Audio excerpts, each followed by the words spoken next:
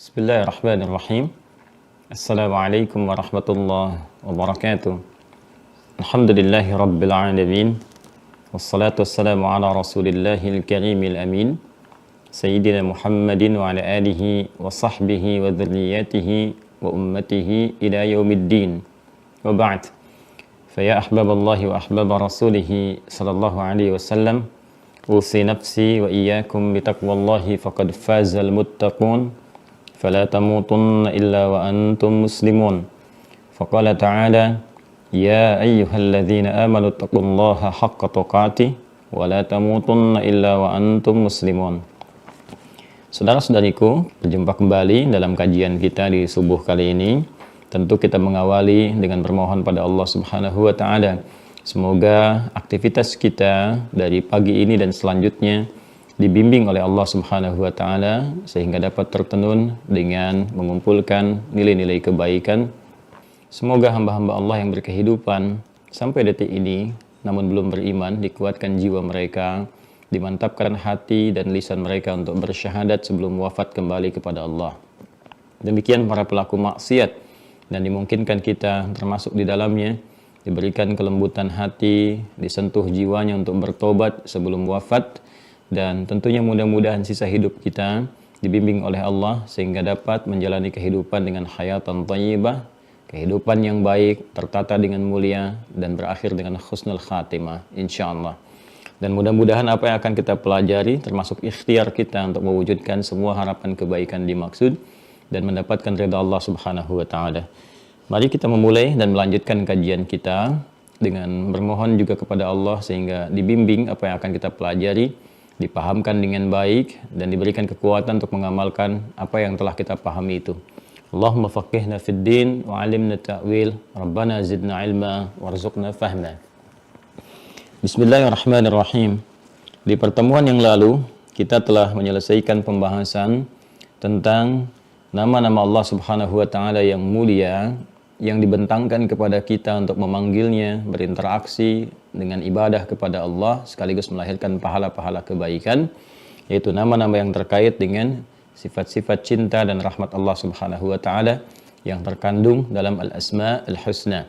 Kita telah membahas bahwa Al-Asma' Al-Husna yang disampaikan kepada kita setidaknya berjumlah kurang lebih 99 itu terbagi, terklasifikasikan pada 8 bagian sekaligus juga tingkatan-tingkatan yang terkait dengan nama-nama dan sifat-sifat mulia dimaksud. Kita telah sampai pada bahasan yang ketiga di antara 8 klasifikasi itu. Setelah kita selesaikan asma'un muta'alliqah bidzatihi ta'ala, nama-nama yang terkait dengan zat Allah. Kemudian asma'un muta'alliqah bitakwin, nama-nama yang terkait dengan proses penciptaan dan pembentukan. Kemudian asma'un muta'alliqah bisifatayil hubbi wa rahmah, nama-nama yang terkait dengan dua sifat yaitu cinta dan kedalaman kasih. Kita telah sampaikan bagaimana cara berinteraksi dengan menggunakan nama-nama dimaksud sesuai dengan kebutuhan yang kita tengah hadapi. Sekarang kita akan masuk pada nama yang keempat sebagai penguatan keimanan kita sekaligus praktek amalan kita.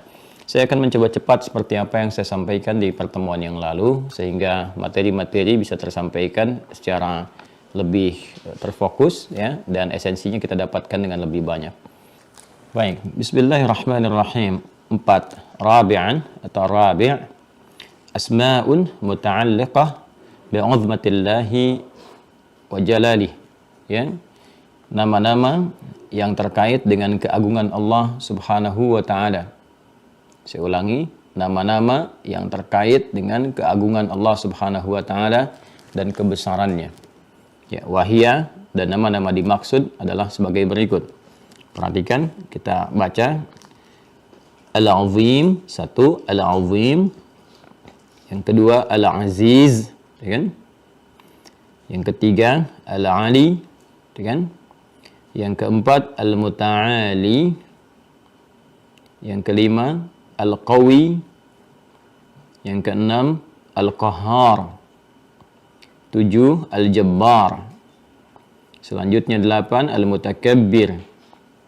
9. Al-Kabir. 10. Al-Karim. 11. Al-Hamid. 12. Al-Majid. 13. Al-Matin. Selanjutnya Al-Zahir. 15 Dzul Jalali wal Ikram. Saya ulang ya. Al-Azim, Al-Aziz, Al-Ali, Al-Muta'ali, Al-Qawi, Al-Qahhar, Al-Jabbar, Al-Mutakabbir, Al-Kabir, Al-Karim, Al-Hamid, Al-Majid, Al-Matin, Al-Zahir, Dzul Jalali wal Ikram. Jelas ya? Baik. Sekarang kita coba akan tampilkan dulu teman-teman sekalian pendalaman makna yang dimaksudkan sehingga nanti kita bisa menempatkan sesuai dengan makna-makna yang terkait dengan kebutuhan-kebutuhan atau persoalan-persoalan yang kita alami. Baik, di sini asmaul muta'alliqah bi 'azmatihi ta'ala wa jalalihi, ya. Nama-nama yang terkait dengan keagungan, ya. Ada nama-nama yang terkait dengan al-'azma, ya, wal jalal.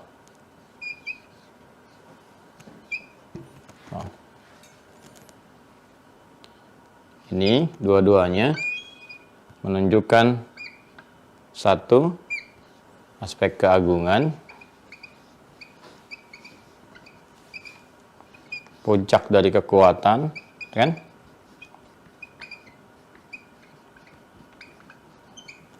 Segala yang terkait dengan kebesaran, ya, dengan kebesaran, ya, kemegahan dan turunan-turunan lainnya, ya.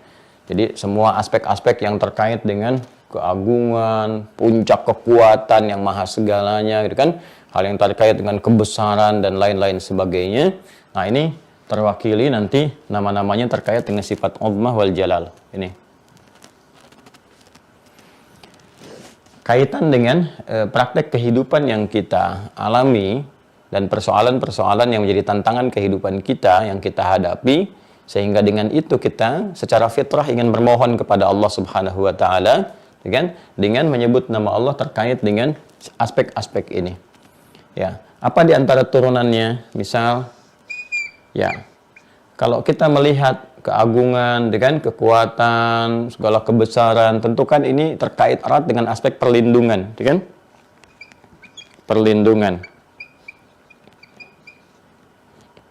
Perlindungan, pertolongan, kan?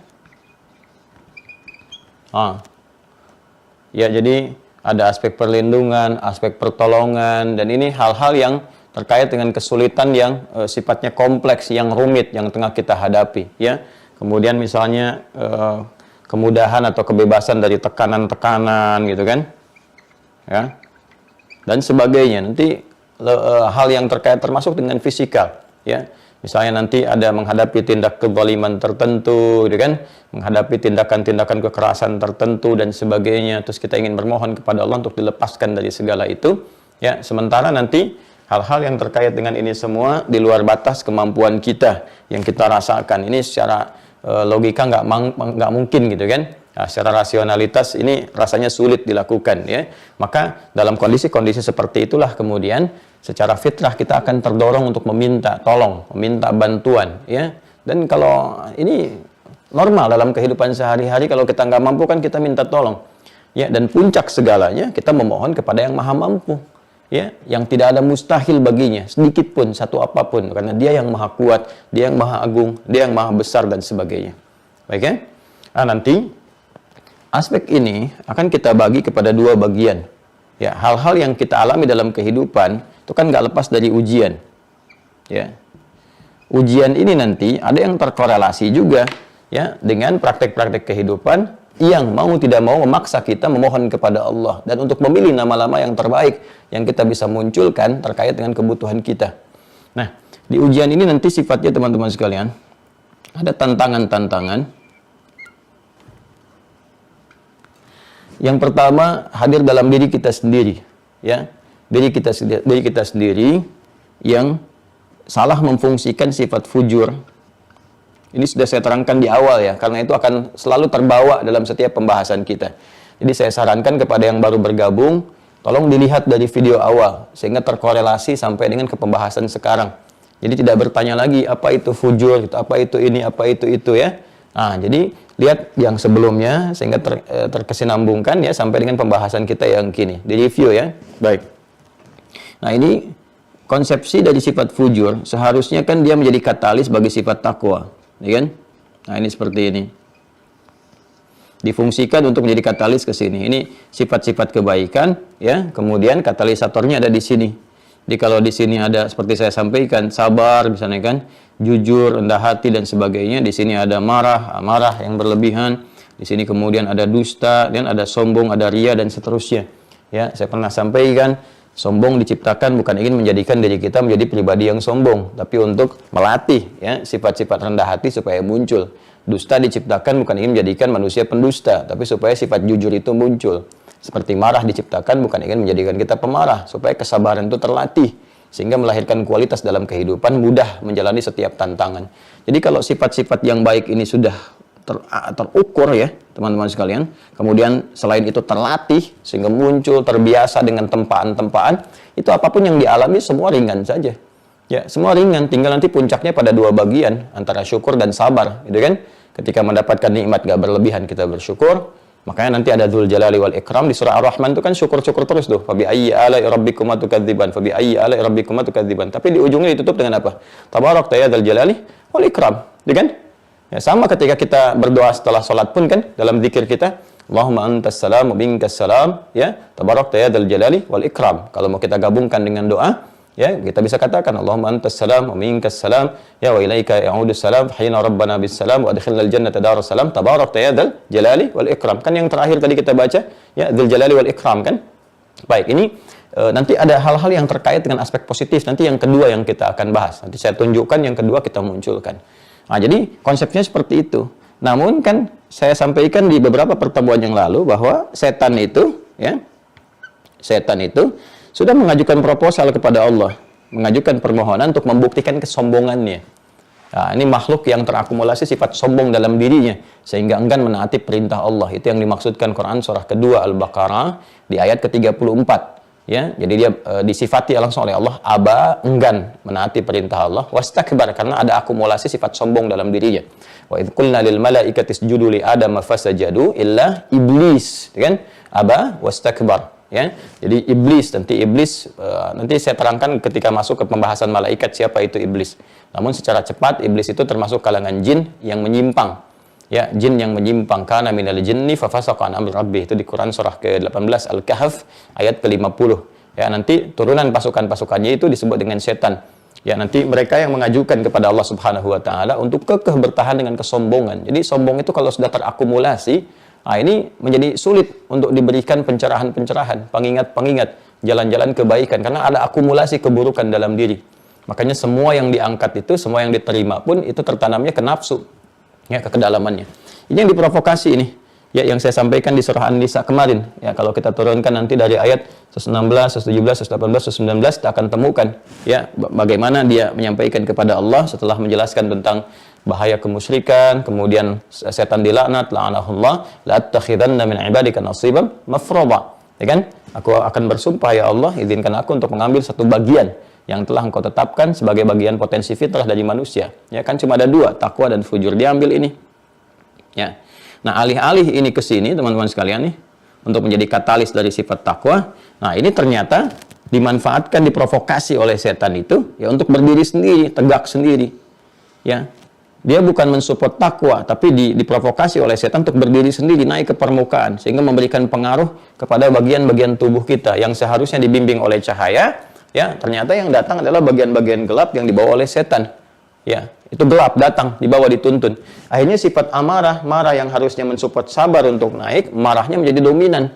Ya, dia alih-alih digeserkan ke sini untuk support, didorong, dia naikkan sendiri ke atas. Akhirnya apa yang terjadi? Wajah menjadi memerah, ya, tampilannya lebih buruk dibandingkan dengan singa. Singa aja masih senang orang ngelihat di kebun binatang gitu kan. Nah, ini lihat orang marah berlebihan lebih daripada singa, orang bisa ketakutan. Ya, anak-anak melihat singa malah senang-senang. Kok lihat bapaknya marah-marah bisa lari, bisa nangis gitu kan. Ini kan artinya ada wajah yang seharusnya tidak sesuai gitu. Kemudian tangan bisa memukul, kaki menendang, tampilan kasar, mulut meracau dan sebagainya. Ini dari sini sumbernya. Masuk. Nah, ini kan dahsyat karena nggak nampak. Dan dia halus sekali.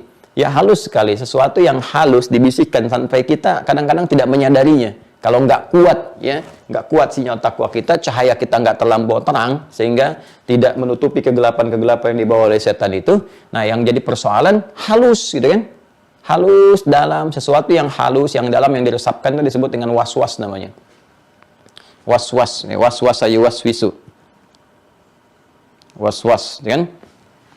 Makanya di surah An-Nas itu kan kita berlindung kan kepada Allah, ya, dengan diturunkan surah 114 ada kalimat was-was di situ. Ya, qul a'udzu birabbin nas, malikin nas, ilahin nas, min syarril waswasil khannas. Itu kan waswasa yuwaswisu min syarril waswasil waswas, ya, khannas. Da alifnya di sini kalau kita ingin masukkan ke isim atau ke masdarnya. Ya, dari syarri ini kan disebutkan yang terburuk gitu. Syarri itu sesuatu yang sangat buruk. Min syarril waswasil khannas, sesuatu yang sangat buruk. Jadi memang yang dibisikkan setan nggak ada baik-baiknya. Ya, nggak ada baik-baiknya, semuanya buruk. Ya, meskipun awalnya kelihatan baik, kesannya tetap buruk. Ya, ayo gitu kan ke masjid, sekali-kali sodako tunjukkan pada orang gitu kan. Datang Anda bawa uang misalnya ya $100.000 ya untuk sedekah ke masjid, jarang-jarang gitu kan datang ke situ, tapi ke DKM sampaikan. Orang-orang kan belum tentu tahu Anda dari dulu itu sebetulnya orang baik. Umumkan, itu semua dari Anda, atasi semua oleh Anda. Kalau bisa di-live-kan sehingga se-Indonesia dan sedunia tahu. Nah, itu kan ujungnya itu halus tuh, tapi begitu disampaikan habis amalan semua. Ya, lalu setan bisikan lagi ke yang lainnya. Tuh, ini memang orang ria nih, baru datang sekali Jombang aja udah pengen pamer. Bisa Anda bayangkan nggak? Jadi ini walaupun dia menunjukkan kepada jalan yang terlihat baik, tetap racunnya itu kuat di dalamnya. Ya, makanya Nabi pernah kan memberikan penyampaian melalui kejadian yang menimpa Abu Hurairah itu, ya, terkait dengan ayat kursi itu, ya kan? Kan Nabi mengatakan, walaupun apa yang disampaikannya benar, tetap dia salah gitu. Dan memang jalan-jalan yang dibangun oleh ini semua jalan keburukan, ya, jalan-jalan kesesatan, sehingga disebut dengan syaitan. Dari kata syatana, sesuatu yang menjauhkan dari segala hal yang baik, dari segala yang mengandung rahmat, ya kan? Sesuatu yang terlempar dari segala kemuliaan, syatana. Ya, jika melekat menjadi sifat dan diteruskan, ya, diinfiltrasikan pada setiap objek, mau itu benda hidup, ya, ataupun benda mati, makhluk hidup seperti kita, ataupun yang mati, misalnya seperti televisi, handphone, dan sebagainya. Yang penting gimana caranya, hamba-hamba Allah, anak cucu Adam, jauh dari rahmat Allah, jauh dari perintahnya, dekat kepada larangannya. Ya kan? Nah, ini dimasukkan, ini yang paling berbahaya. Ya, karena ini nggak nampak, teman-teman sekalian, nggak terlihat oleh kita, tapi meresapkan ke dalam jiwa, terasa pasti oleh kita. Coba aja kalau nggak percaya, dorongan-dorongan itu pasti muncul. Ya, baik itu saat ada waktu-waktu ibadah secara ritual, adzan berkumandang Allahu Akbar, betul saat dengar adzan itu kita simak. Tapi setelah itu kan tiba-tiba ada bisikan dalam jiwa, baru adzan belum qomat. Ya, di masjid juga masih sekian menit lagi. Ada kan itu? Ya, dan setiap hari kita bergulat dengan itu semua. Ini karena ini tiap waktu nih. Musuh-musuh yang tampak secara fisikal misalnya dalam tanda petik ya, kalaupun itu terlihat misalnya ada dan sebagainya, itu bisa waspadanya mudah, terlihat, terlacak ya, bisa dipelajari dan sebagainya. Tapi ini terornya setan ini lebih dahsyat karena 24 jam mengintai. Ya, dalam tidur aja dia datang kok. Itu mimpi-mimpi buruk kan, kata Nabi kan dari setan, ya kan? Dan kita berdoa kepada Allah, bermohon kepada Allah yang ya tidak pernah tidur, tidak pernah mengantuk. Untuk bisa menguasai segala hal ini, ya kan? Maka kita bermohon di Quran surah ke-2 Al-Baqarah ayat 255, ya kan? Allahu la ilaha illa huwa. Tuh, kita mintanya dengan apa? Ya, dengan Asmaul Husna. Kan sifat pertama sifat yang berkait dengan zatnya Allah. Masih ingat gak yang tertingginya itu? Ya, Ismullahil A'zam yang kita pelajari pada bagian klasifikasi pertama. Nama Allah yang pertama yang saat dimintakan kepadanya sulit untuk ditolak kalau permohonan kita disampaikan dengan cara yang benar. Ya, Allahu la ilaha illa huwa al-hayyu al-qayyum. Ya kan? Allahu la ilaha illa huwa al-hayyu al-qayyum. Coba lihat kan kita sudah pelajari kemarin tuh. Jadi kalau kita memintanya dengan cara yang benar, ya, dengan Asmaul Husna, dengan cara yang benar, nama yang terdahsyat, yang tertinggi, datang itu. Ya, la ta'khudhu sinatun wala naum. Itu sifat-sifat Allah Subhanahu wa taala. Nah, kenapa itu dipanjatkan kepada Allah, dimohonkan kepada Allah dengan kedahsyatannya? Karena kita sedang berhadapan dengan ya satu musuh yang paling dahsyat, 24 jam mengintai, dan dia mengaktifkan satu sinyal dalam tubuh kita, potensi yang seharusnya menjadi katalis, mensupport kebaikan, diarahkan berdiri sendiri untuk menghadirkan keburukan, sehingga dia melewati jalur nafas. Di nafas ini yang kita sebut dengan nafsu. Ya, nafas. Awalnya kan netral, ada takwa, ada fujur. Tapi kalau ini dijadikan mandiri, ya, waqad khaba man dassaha, itu kan di surat Asy-Syams itu, ya kan? Waqad khaba man dassaha, maka akan nestapa, terhina orang-orang yang kemudian menepikan fungsi ini yang tadinya mensupport takwa, jadikan berdiri sendiri, mengikuti provokasi setan. Naik ini melewati jalur nafas, maka ini sering disebut dengan nafsu. Ya, maka diperintahkan ini untuk mengeluarkan segala yang buruk. Segala yang buruk, sesuatu yang buruk disebut dengan su namanya, jamaknya sayyiat. Yo, ini yang dimaksudkan Quran surah ke-12 Yusuf ayat 53. Tolong dicek ya di mushaf ya. Di admin juga dicek ya. Kalau nanti saya keliru, saya tinggal tunjukkan ya. Quran surah 12 Yusuf ayat 53. Kemarin saya salah sebut ya. Yang surah Al-Buruj itu ya, harusnya ayat 14 ya. Ya, yang betul itu 22 ayat, saya sebutkan ayat 22. Surah Al-Buruj 22 ayat ya, ayat ke-14 yang wahwal ghafurul wadud ya. Kalau Anda teliti kemarin melihat menyimak. Ini Quran surah 12 Yusuf ayat 53. Wa ma ubardi'u nafsi. Paling kiri sebelah atas.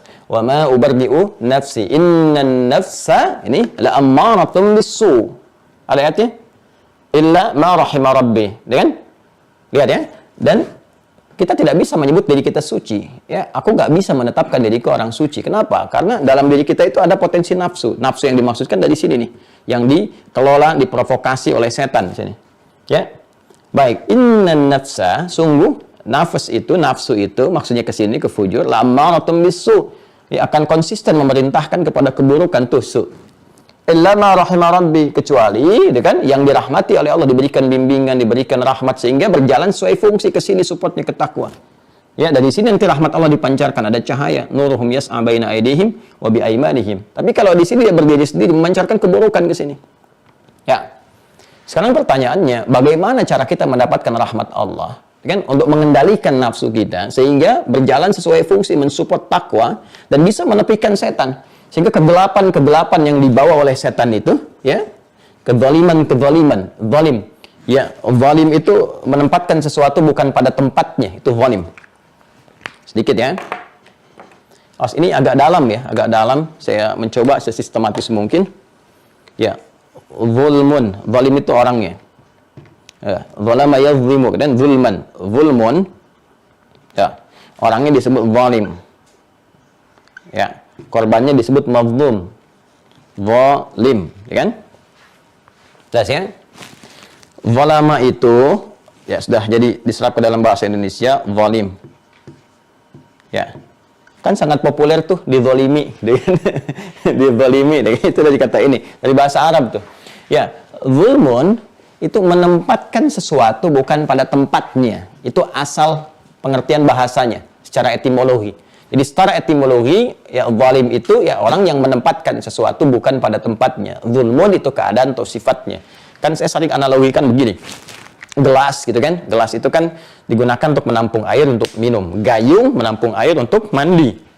Ada orang mandi pakai gelas, minum pakai gayung. Itu zalim namanya, menempatkan sesuatu bukan pada tempatnya. Kita tarik pemaknaan itu ke sini. Harusnya fungsinya fujur itu tempatnya mensupport takwa, ya kan? Tapi diprovokasi oleh setan sehingga dia tidak menjalankan tugasnya ini sesuai dengan fungsinya, bukan pada tempatnya.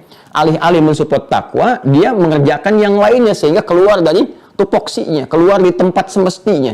Ya, maka kemudian digerakkanlah oleh setan ini ya untuk mengeluarkan perintah-perintah keburukan alih-alih mensupport kepada takwa. Jadi setan ini bertugas mengalihkan semua fungsi dan tempat kebaikan yang telah ditetapkan bergeser menjadi nilai-nilai keburukan. Yang harusnya menjadi cahaya, ini kan takwa bawa cahaya.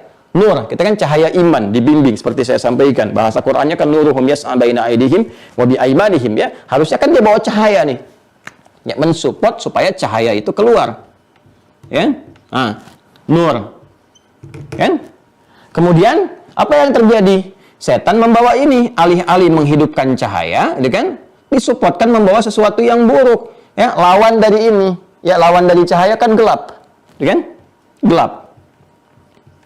Jadi diarahkan membawa nilai-nilai kegelapan. Makanya kalau orang berbuat yang buruk itu gelap.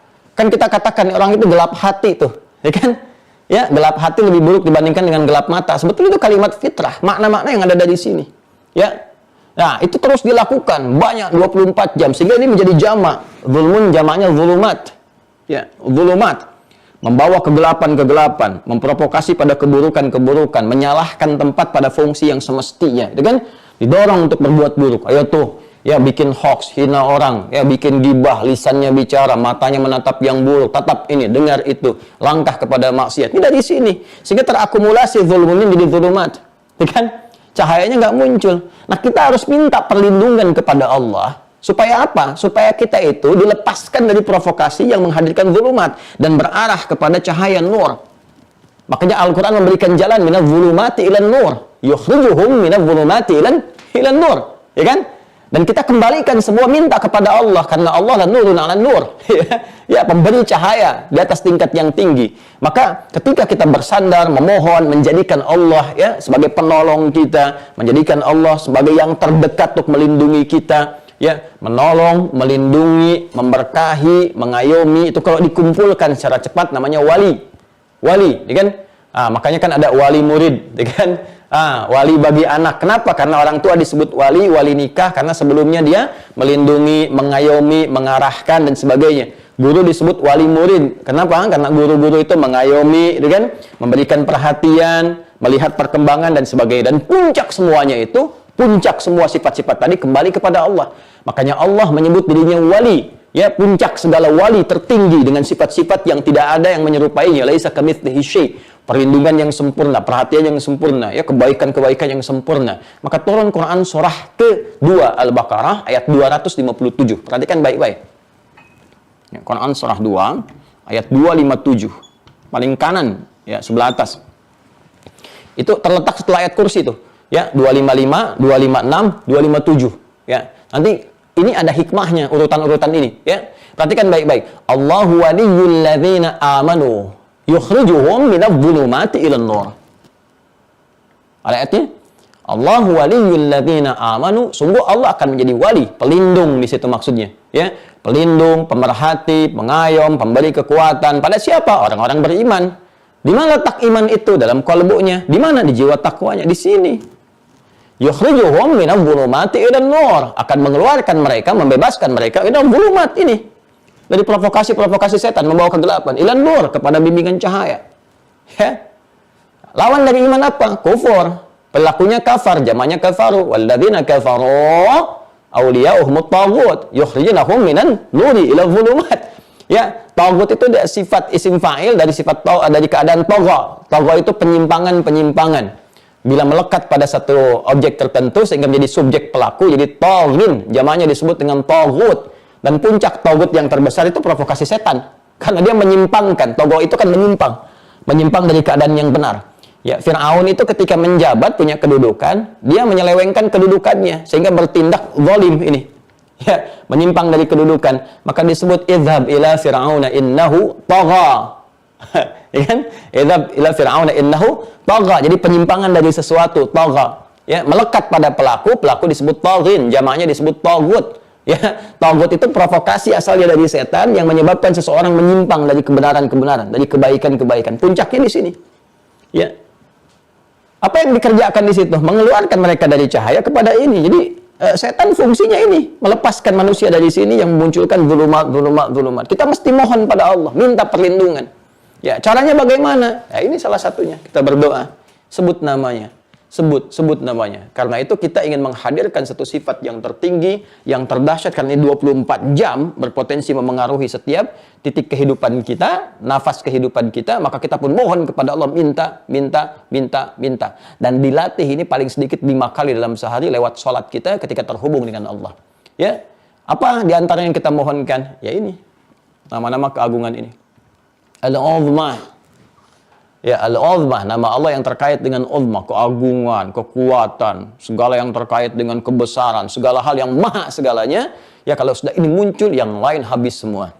Ya, maka kita keluarkan di antara namanya Al-Azim. Al-Aliyul Azim. Oh.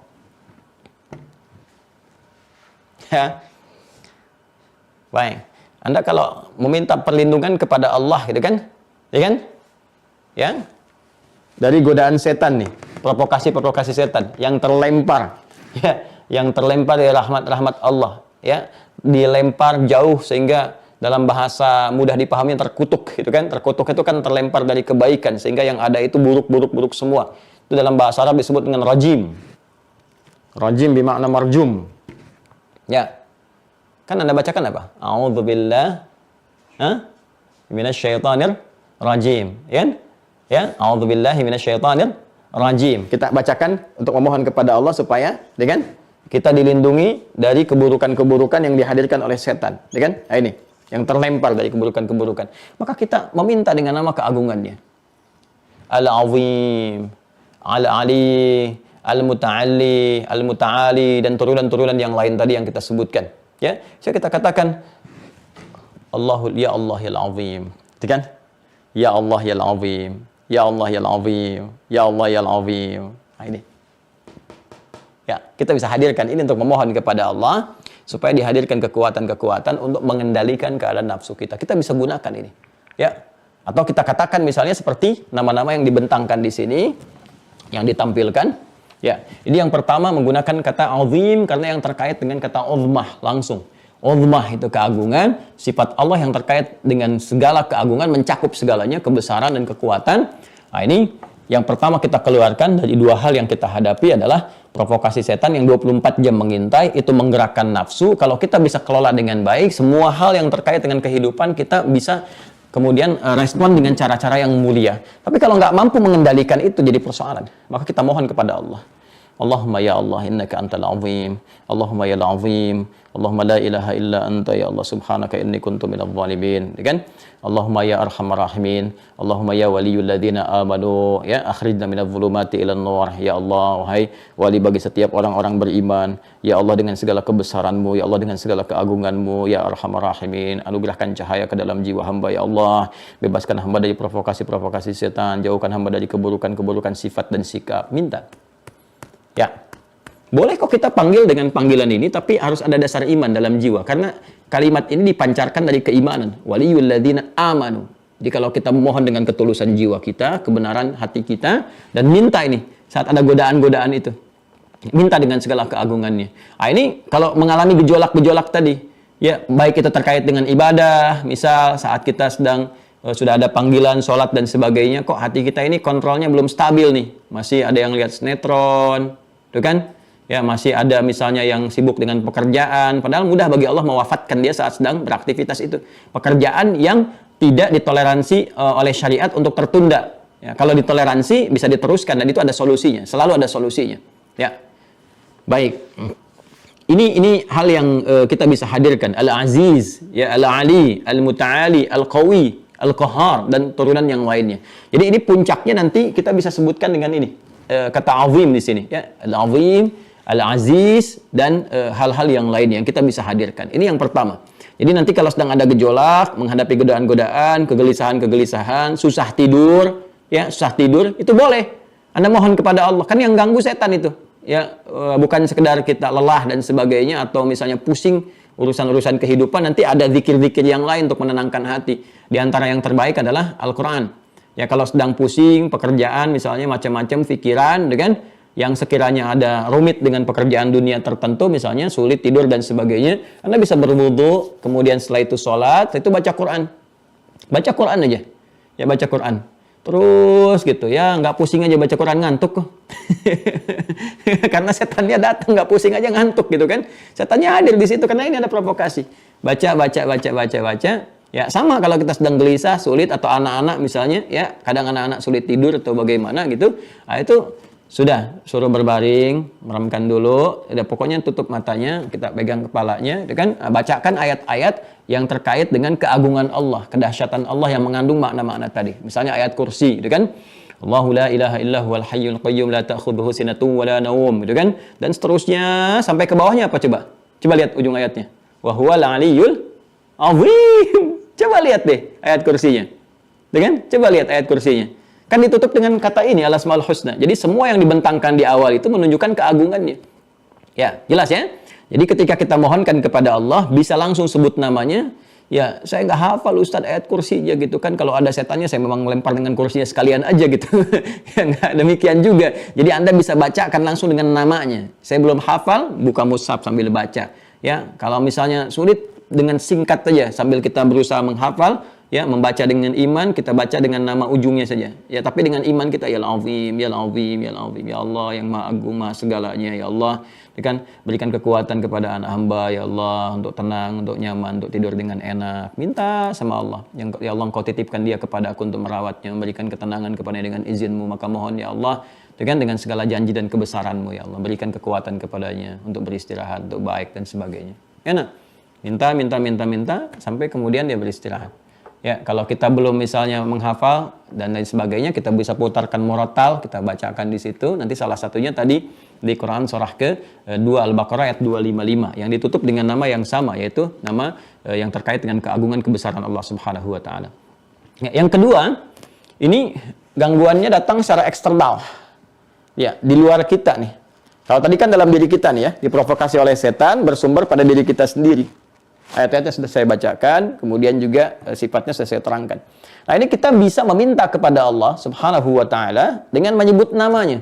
Ya, misal ada yang mengintimidasi, ada yang mengganggu, ada yang mengancam, kan? Ingin menyingkirkan, menyungkurkan dan aspek-aspek yang lainnya. Anda bisa mohonkan kepada Allah, meminta dengan nama yang terkait dengan keagungan dan kebesaran yang mengandung perlindungan. Ya. Misal apa di antaranya? Yal Qahar. Ya, Yal Qahar, yang maha dahsyat kuasanya, menguasai segala hal. Yal Jabbar, ya, Yal Jabbar, yang menggenggam segala kekuatan, gitu kan? Segala kemuliaan dan kebesaran. Al-Qawi, yang semua kekuatan itu ada pada puncaknya, gitu kan? Ada pada Allah Subhanahu wa taala. Jadi Anda bisa mohonkan kepada Allah Subhanahu wa taala dengan langsung menyebutkan, misalnya Anda gabungkan tiga-tiganya boleh. Allahumma yal Qawiyul Qahharul Jabbar. Ya Allah, yang memegang segala kekuatan, ya Allah, menggenggam segala kemuliaan, kebesaran, keagungan, yang menguasai segala hal, ya Allah, yang bisa menaklukkan apapun yang Kau kehendaki, gitu kan? Yang bisa menghancurkan apapun yang Kau inginkan. Hamba mohon, ya Allah, dengan segala kekuatan kebesaran-Mu, hamba sedang terzalimi, ya Allah, dan Kau maha tahu dengan kezaliman ini. Hamba ingin menegakkan kebenaran, kebaikan. Namun mereka melakukan ini, ya Allah. Mereka ingin begini, ya Allah. Hamba ingin jujur di perusahaan, tapi hamba ditekan begini, ya Allah. Hamba ingin jujur di pekerjaan, ya Allah, tapi hamba kemudian diganggu begini, ya Allah. Dan hamba nggak punya kuasa melebihi batas yang bisa hamba kemudian lakukan, ya. Anda bisa mohon kepada Allah dengan kalimat-kalimat kita, sebut nama Allah. Allahumma yal Qahhar, yal Jabbar, yal Qawi, kan? Minta, terus zikirkan sampai ada kelapangan di jiwa kita. Ya, jadi bukan sekali minta, enggak. Sampai iman kita itu ada getaran di jiwa kita, merasakan ketenangan. Ya, makanya kita dilatih 33 itu bukan formalitas menyebutkan 33 pasca sholat. Subhanallah, subhanallah, subhanallah. Bukan begitu caranya. 33 itu gambaran, ya, gambaran jumlah tertentu yang diharapkan dengan jumlah itu memberikan getaran kepada jiwa sehingga muncul rasa, ada feel dalam hati kita. Jadi bukan sekedar subhanallah, subhanallah, subhanallah, subhanallah, subhanallah, subhanallah, alhamdulillah, alhamdulillah. Tidak. Yang dimaksud itu getaran. Ya, makanya setiap orang-orang itu bisa berbeda gitu. Karena itu ulama-ulama kita yang dulu-dulu itu, ya Masya Allah itu ya, yang luar biasa keilmuannya, ketakwaannya, keimanannya. Itu kan nggak banyak menerangkan sesuatu. Ada pelaku maksiat datang, ya, dia minta dibimbing untuk tobat, dibimbing caranya, diluruskan, terus disuruh zikir tuh. Nah, kamu baca ya 500 kali, kamu baca 700 kali. Itu maksudnya apa? Untuk memberikan feel ke dalam jiwanya. Nggak sama dengan setiap orang. Mungkin satu orang cuma butuh 2 kali, 3 kali, 4 kali, udah kebiasaan. Yang paling standar 33 kali dilatih pasca sholat, dikalikan 5 kali dalam sehari. Itu untuk menghadirkan ketenangan pada jiwa. Ada dampak nggak? Makanya nggak boleh sekedar kita baca. Yang dimaksud nggak boleh ini maksudnya bukan berarti terlarang, tidak. Tapi supaya manfaatnya ada. Ya, Anda silahkan saja kalau mau baca juga. Subhanallah, Alhamdulillah, Allahu Akbar. Ya, dapat pahala, Alhamdulillah. Tapi feedback untuk kebutuhan kehidupan kita nggak merasakan itu. Makanya dibacakan sampai jiwa kita tuh merasa ada getaran, ketenangan. Ya, sampai ada ketenangan dalam jiwa kita. Allahumma yal Jabbar, yal Qahhar, yal Qawi. Allahumma yal Qawi, yal Qawi, yal Qawi. Tuh, sampai kita merasakan ada nyaman, baru minta tuh. Ya. Nah, itu yang dimaksudkan. Ya, kitanya minta, kita masih gelisah, belum yakin, belum tenang, minta. Ya, sama aja Anda mau minta pada misalnya kolega kita, orang tua kita, atau misalnya pimpinan kita minta sesuatu tapi nggak serius, nggak berasal dari jiwa. Ya, cuma nyantai begitu saja gitu kan, tidak mendapatkan tanggapan yang serius juga. Ya kan? Tapi kalau kita bicara dengan sungguh-sungguh, dengan serius, ya kan? Sedangkan Allah laisa kamitslihi syai', enggak ada yang serupa dengannya. Allah Maha Perasa, Maha Lembut, Maha memperhatikan. Kalau kita betul-betul serius dengan bermohon, akan diberikan. bimbingan, tuntunan, datang ke masjid, zikir, mohon, minta. Nanti Allah kasih solusi, kasih jalan, bahkan min haitsu la yahtasib. Ya, dari sisi yang tidak kita duga. Ya. Jelas ya? Silahkan sesuai dengan fungsinya kita hadirkan. Ya. Nah, ada di luar aspek yang tadi, di luar minta perlindungan kepada Allah dari provokasi setan atau kejahatan-kejahatan yang dimintakan oleh kita kepada Allah untuk melindungi kita dari sekitaran kita. Ada yang kedua, ya, menampakkan keagungan, kebesaran Allah ini untuk mensyukuri nikmatnya. Nah, ini boleh kita gunakan nama ini. Dan ini mempercepat kembali dilimpahkannya nikmat kepada kita. Dilimpahkan lagi, limpahkan lagi, limpahkan lagi. Sekaligus membimbing kita untuk mengelolanya. Karena ada nanti hamba dilimpahkan oleh Allah nikmat, tapi nggak punya kemampuan mengelola. Bahkan ada di antara mereka yang berbuat maksiat, tapi melimpah hartanya ada. Itu konsepsinya istidraj nanti. Sanastadrijuhum min haitsu la ya'lamun. Jadi dia merasakan bertambah nikmat, tapi tak sadar sebetulnya tambahan itu bukan untuk nikmat baginya. Ya, tapi mensupport maksiatnya karena perilaku dia sendiri. Kan hukum Allah ciptakan. Kalau kamu begini, nanti hasilnya begini. Dia mengerjakan itu terus, ya, sehingga ada tambahan-tambahan, terlihat bertambah seperti dia, nambah harta, tapi dia nggak merasakan manfaat. Dengan harta itu kok malah banyak maksiat, banyak pamer, banyak ria, berbuat maksiat, banyak tipu-tipu, korupsi lagi, itu lagi. Ini menunjukkan istidraj ada di situ. Hartanya nggak berkah. Ya, orang berkah itu ya 100.000 juga manfaatnya banyak untuk dirinya, bisa berbagi, bisa bertahan, hidupnya tenang, bisa enak gitu. Itu tanda keberkahan. Ya. Tapi ada bagian-bagian tertentu ketika kita mendapatkan satu pertambahan nilai, tambahan nikmat, ada yang materi sifatnya, ada yang keturunan, ada yang ketenangan, ada yang macam-macam, gitu kan? Nah, kemudian Allah berikan kepada kita kemampuan untuk mengelola. Ya, makanya kita lihat tipikal seperti Utsman bin Affan radhiyallahu taala anhu, Abdurrahman bin Auf, gitu kan? Sahabat-sahabat yang lain, hartanya bertambah tapi pandai mengelola sehingga jadi pahala. Kok bisa kaya, kebangetan kayanya? Kan kaya itu seperti saya sampaikan ada 3 tingkatan kan? Kaya banget, kebangetan kayanya gitu, tingkat tertinggi. Ini kebangetan kayanya, tapi kok bisa masuk surga tanpa hisab? Ya, bisa masuk surga tanpa hisab. Kerjaannya kan tiap hari itu apa? Ya, berbagi, malamnya tahajud sampai hatam Quran. Lihat kitabnya Al-Imam An-Nawawi itu yang At-Tibyan fi Adab Hamalatil Quran. Kan disebutkan bagaimana mereka itu menyenangi kehidupan malam mereka untuk terkoneksi dengan Allah. Jadi kehidupan malam yang tidak liar, bukan datang ke tempat-tempat maksiat yang jauh dari ketetapan Allah. Dia datang ke tempat-tempat yang menghubungkan jiwanya dengan Allah. Sehingga dia bisa lakukan ya. Mereka bisa menghayati, menikmati ibadahnya itu sampai khatam Al-Quran itu. Ya, kita jangan bandingkan diri kita kok bisa ya semalam khatam Al-Quran. Ya, berbeda dimensi takwanya. Ya, gimana bacanya? Allah mudah memberikan kepada mereka keberkahan-keberkahan waktu sehingga menikmati ibadah sesuai dengan keadaan yang Allah tetapkan. Ya, kalau semua hamba sudah terhubung dengan baik kepada Allah, ya jangan dihubungkan dengan yang belum baik atau dengan yang belum maksimal. Jadi harus apple to apple. Ya masa bandingkan Utsman bin Affan dengan Adi Hidayat, ya levelnya jauh gitu. Jauh. Jadi jangan dibandingkan keadaan kita sekarang untuk menilai sesuatu yang lalu gitu ya. Jadi kecuali kalau kita naikkan nanti kita akan merasakan keberkahan di waktu. Ya, kok bisa orang tidur 5 menit aja rasanya kok sampai dengan 2 jam, bisa bangun lagi, bisa tahajud lagi, ya. Ashabul Kahf 309 tahun, tapi rasanya baru tidur kemarin gitu ya. Mudah bagi Allah memberikan keberkahan itu. Ya, kalau sudah berkah itu semuanya nikmat. Semua nyaman. Nah, ini yang saya maksudkan. Jadi begitu kita mendapati pertambahan, terus kita bisa mengelola dengan izin Allah. Ah, ini untuk keluarga sudah ada, ini untuk infak, ini untuk ini gunakan ini. Kalau harta ya. Ya, kalau kedudukan bagaimana? Ya sama. Dia dinaikkan terus oleh Allah, naik. Tapi setiap dia naik jabatan, selalu membuat kebijakan itu yang menyenangkan.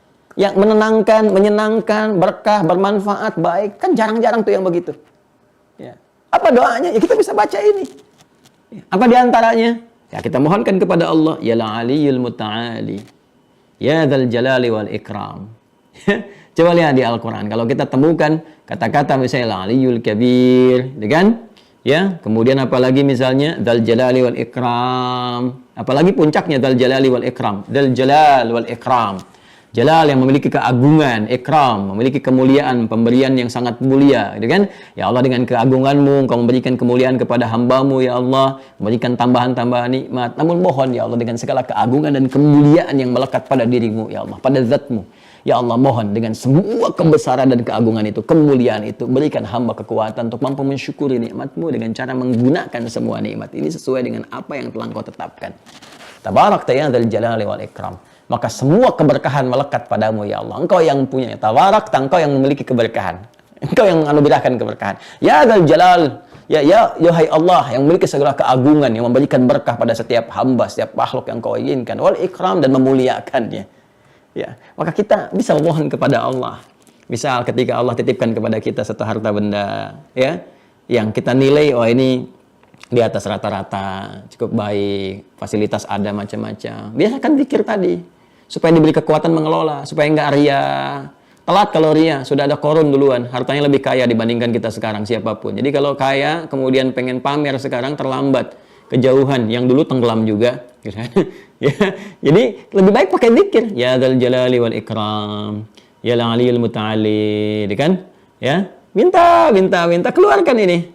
Ya, mohon. Nah, sesuai penempatannya. Nanti kalau seperti itu dibimbing nanti, dibimbing, dan seterusnya. Ya. Kemudian Al-Aziz, kita bisa ambil beberapa ayat dalam Al-Quran untuk mempraktekkan ini, untuk mengarahkan pada kedudukan misalnya. Seperti Ali Imran. Ya, Ali Imran, Quran Surah 3, ayat 26 sampai dengan 27. Ya. Qulillahumma malikal mulki tu'til mulka man tasha' wa tanzi'ul mulka mimman tasha' wa tu'izzu man tasha'. A'azza yu'izzu, sifat Allah yang melekat pada kalimat ini atau ayat ini adalah Al-Aziz. Wa tu'izzu man tasha' wa tudhillu man tasha' biyadikal khair innaka 'ala kulli syai'in qadir. Ya. Sudah? Ini boleh nih ya para pejabat gitu kan. Ini zikirnya boleh pakai ayat ini, Ali Imran ayat 26. Ya, boleh kalau mau diteruskan sampai dengan ayat 27-nya, boleh. Ya, tulijul laila fin nahari wa tulijun nahara fil lail, dan seterusnya. Boleh Anda zikir ini. Ya. Ya, nanti kita akan diberikan oleh Allah kesadaran. Ya, jangan memaksakan sesuatu berlebihan, nggak harus menyogok untuk mendapatkan jabatan. Karena Allah sudah kasih kaidah itu dasar dalam jiwa kita. Qulillahumma malikal mulki tu'til mulka man tasha. Katakan semua kedudukan, semua jabatan itu Allah yang berkehendak untuk menetapkan. Ya, pada siapa yang dikehendaki? Ya, rumusnya bagaimana? Kalau Allah kemudian ingin memberikan aura-aura kebaikan sehingga menyebar luas, mendapatkan manfaat dari sosok pemimpin yang baik, yang punya jabatan yang baik dalam level apapun itu, ya. Baik di rumah tangga, kan pemimpin juga, di pekerjaan, di perusahaan, di birokrasi, di lembaga, sampai pemimpin bangsa, negara, dan sebagainya. Ya, kalau Allah berkehendak nih ada kebaikan nih, kekurangannya yang ada sudah nih, tertutupi sebagian. Nanti akan diberikan ya amanah, ketetapan, kepercayaan, nanti akan menyebar kebaikan-kebaikan nih. Tapi kalau ada keburukan yang tersembunyi ya di sekitaran kita yang kurang bagus, yang kita nggak lihat ya, kadang-kadang ditampakkan nih. Nah ini munculkan dulu satu yang memang nggak kelihatan baiknya sekaligus, atau memang nggak kelihatan baik, supaya terlihat keburukan yang lainnya tampak di sekitaran kita. Nanti akan dihadirkan sosok yang lebih baik yang menutup semua itu. Ya kadang-kadang demikian. Ya ketika Anda bermohon, ya Allah, kenapa kok si fulan ya yang jadi direkturnya? Ya Allah, kenapa si fulan yang megang jabatannya dan sebagainya? Kelihatannya kok nggak bagus. Biasanya hikmahnya Allah ingin tampakkan keburukan yang lebih besar lagi, sehingga terlihat semua, bisa dievaluasi, sehingga muncullah yang lebih baik lagi menutup semua itu. Ya, cuma kita harus berusaha menjadi yang baik itu. Ya, masuk dalam golongan yang baik itu. Sehingga penyiapan-penyiapan, kebaikan-kebaikan melekat pada jiwa kita, dimanapun level kehidupan kita. Di rumah tangga, jadi suami yang baik, jadi istri yang baik. Di pekerjaan, kalau ada posisi yang bagus, diangkat jadi manajer, jadi direktur, jadi orang yang baik. Ya, nanti Allah akan tunjukkan zikirnya yang tadi. Ya, nanti kalau kita benar, ya benar dengan jabatan yang Allah amanahkan kepada kita, Allah akan angkat derajat kita dengan sifat apa? Al-Aziz. Ya, jadi kalau misalnya Anda mendapatkan kepercayaan jabatan apapun itu di level apapun, ya. Baik mau kedudukan di pemerintahan misalnya, ya, atau di bisnis, di macam-macam, Anda bisa pakai zikir ya Al-Aziz, ya Al-Aziz, ya Al-Aziz, tu'izzu man tasha, tu'izzu man tasha, ya, dengan sifat Allah yang melekat padanya Aziz, tu'izzu, mengangkat. Ya, jadi orang ini sejak masih menjabat pun diapresiasi. Oh, orang tuh senang, diangkat, diapresiasi. Setelah purna pensiun juga banyak orang-orang masih menyanjung dengan kadar yang telah Allah tetapkan. Dia masih rendah hati dengan baik. Setelah meninggal pun masih disebut-sebut. Ya, dan di akhirat pun luar biasa. Jadi saking diangkatnya oleh Allah, bahkan Nabi menyebutkan doanya pun itu terkabul. Anda bayangkan.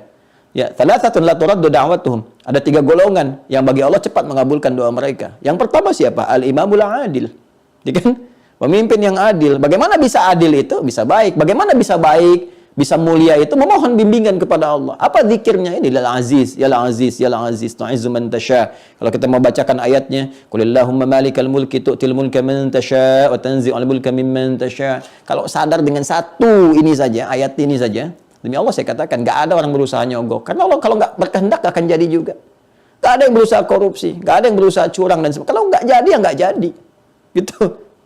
Ini standar sebetulnya kalau kita pahami sebagai insan beriman ya. Kalau kita yakin kita beriman, toh meninggal juga.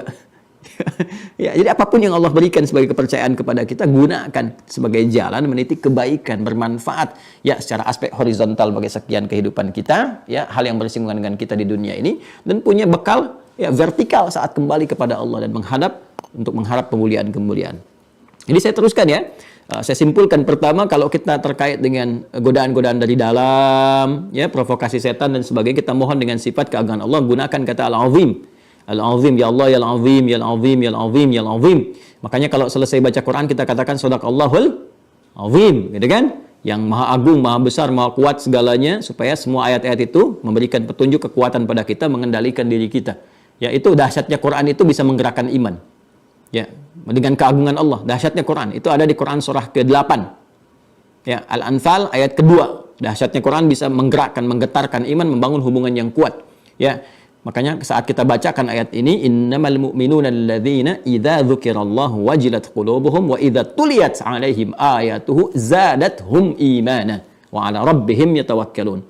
Sungguh insan beriman yang sejati itu kalau disebutkan nama Allah ada getaran dalam jiwanya, dan jika dibacakan ayat-ayat Allah, dibacakan aja kepada mereka, bertambah keimanannya, makin kuat, bergetar imannya, dan terjalin hubungan yang kuat dengan Allah.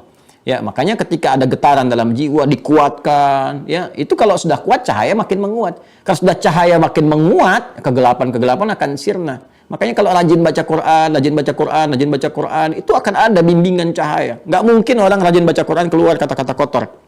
Nggak mungkin. Ya, karena ya pulsa yang ada pada jiwanya itu diarahkan oleh Quran, diberikan cahaya. Jadi interaksi dengan kebaikan. Kalau sering baik itu kan yang jeleknya hilang, kan hukumnya begitu. Ya, kalau yang kanan naik, yang kiri akan turun. Ya, terus akan begitu aja. Kalau kirinya naik, ya kanannya turun. Kalau yang solehnya naik, salahnya pasti turun. Orang berinteraksi dengan kebaikan nggak akan bisa mengeluarkan kata-kata yang buruk, bertindak yang kotor, melihat sesuatu yang tidak baik, susah. Karena cahaya yang terlampau kuat gitu. Ya, terlampau kuat, terarahkan pada kemuliaan-kemuliaan. Karena itulah kita mengatakan sebuah, ya Allah, Engkau ya dengan segala kebenaran, Engkau yang maha benar, Engkau yang maha agung, ya kan? Makanya Nabi mengatakan inna asdaqal hadits kitabullah. Ya, fa inna asdaqal hadits kitabullah. Yang paling benar itu, yang paling memberikan kekuatan pada jiwa kita, yang paling menunjukkan pada kebenaran, kemuliaan, ya kitabullah, Al-Qur'an. Ya, kita katakan sadaqallahul azim. Maha benar Engkau ya Allah, dengan segala keagungan kebesaran-Mu kita bermohon pada Allah, bukan sekedar baca Quran, tapi dengan kalimat-kalimat itu kita berdoa, memberi kekuatan sehingga bisa mengendalikan nafsu. Ya, jadi kalau pengen rajin bisa mengendalikan nafsu, mengarahkan pada kebaikan, diantaranya rajin baca Quran, menghafal Quran dengan benar. Ya, dengan benar. Kalau salah menghafalnya nanti zalim juga. Karena ada penghafal Quran yang zalim itu ada. Wa minhum zalimun li nafsihi. Ya, itu ada di Quran surah ke-35 Fatir ayat 32 paling kiri sebelah atas. Tsumma awrathnal kitaba alladzina istafaina min ibadina faminhum zalimun li nafsihi wa minhum muqtasid wa minhum sabiqun bil khairat. Ya, biidznillah.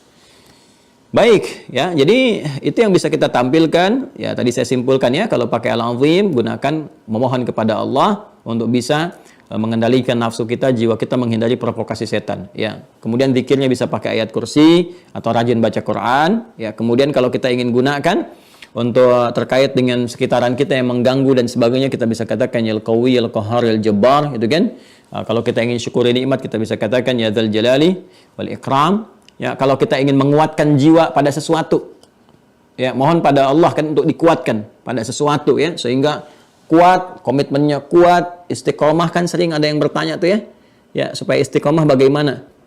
Ya, supaya istiqomah bagaimana Ustadz gitu kan, dan sebagainya. Itu ada zikirnya di Al-Asmaul Husna untuk menguatkan jiwa kita, supaya minta kepada Allah berikan kekuatan kepadaku supaya istiqomah, cenderung pada jalan kebaikan, ya komitmen dengan kebaikan itu sampai ajal menjemput. Itu bisa kita bisa gunakan kata zikir al-matin. Ya, al-matin, al-matin, al-matin, sesuatu yang menguatkan, ya, mengencangkan sesuatu matin, kan?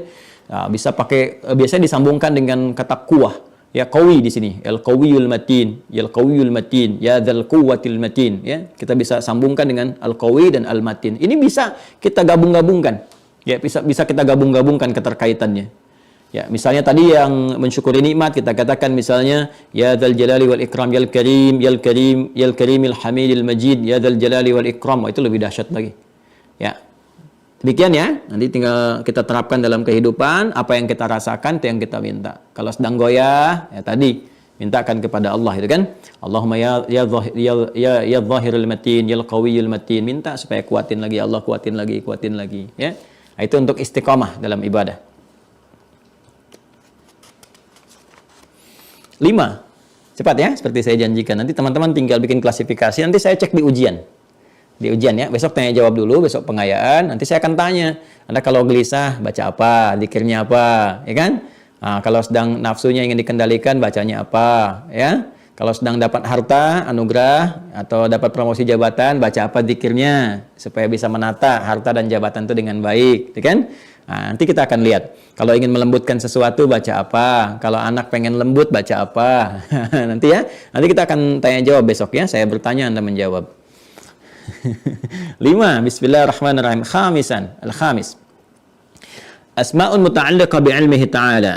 Asma'un muta'alliqa bi'ilmihi ta'ala. Wahia, nama-nama yang terkait dengan ilmunya Allah Subhanahu wa taala yang maha meliputi dan maha luas. Ya. Sudah? Teruskan. Sudah? Ya, Al-Ali Al-Hakim.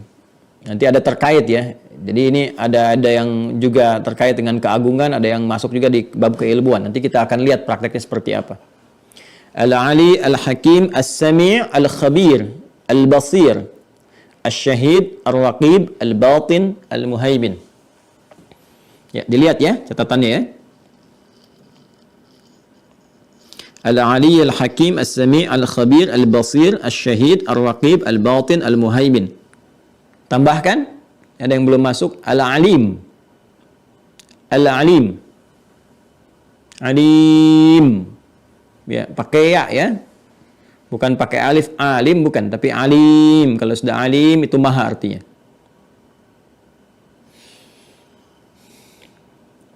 Baik, jelas? Sekarang peruntukannya, prakteknya bagaimana menerapkan nama-nama ini?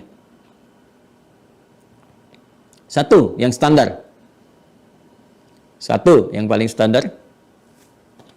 Untuk memohon kepada Allah Subhanahu wa taala tambahan pengetahuan. Memohon kepada Allah Subhanahu wa taala tambahan pengetahuan.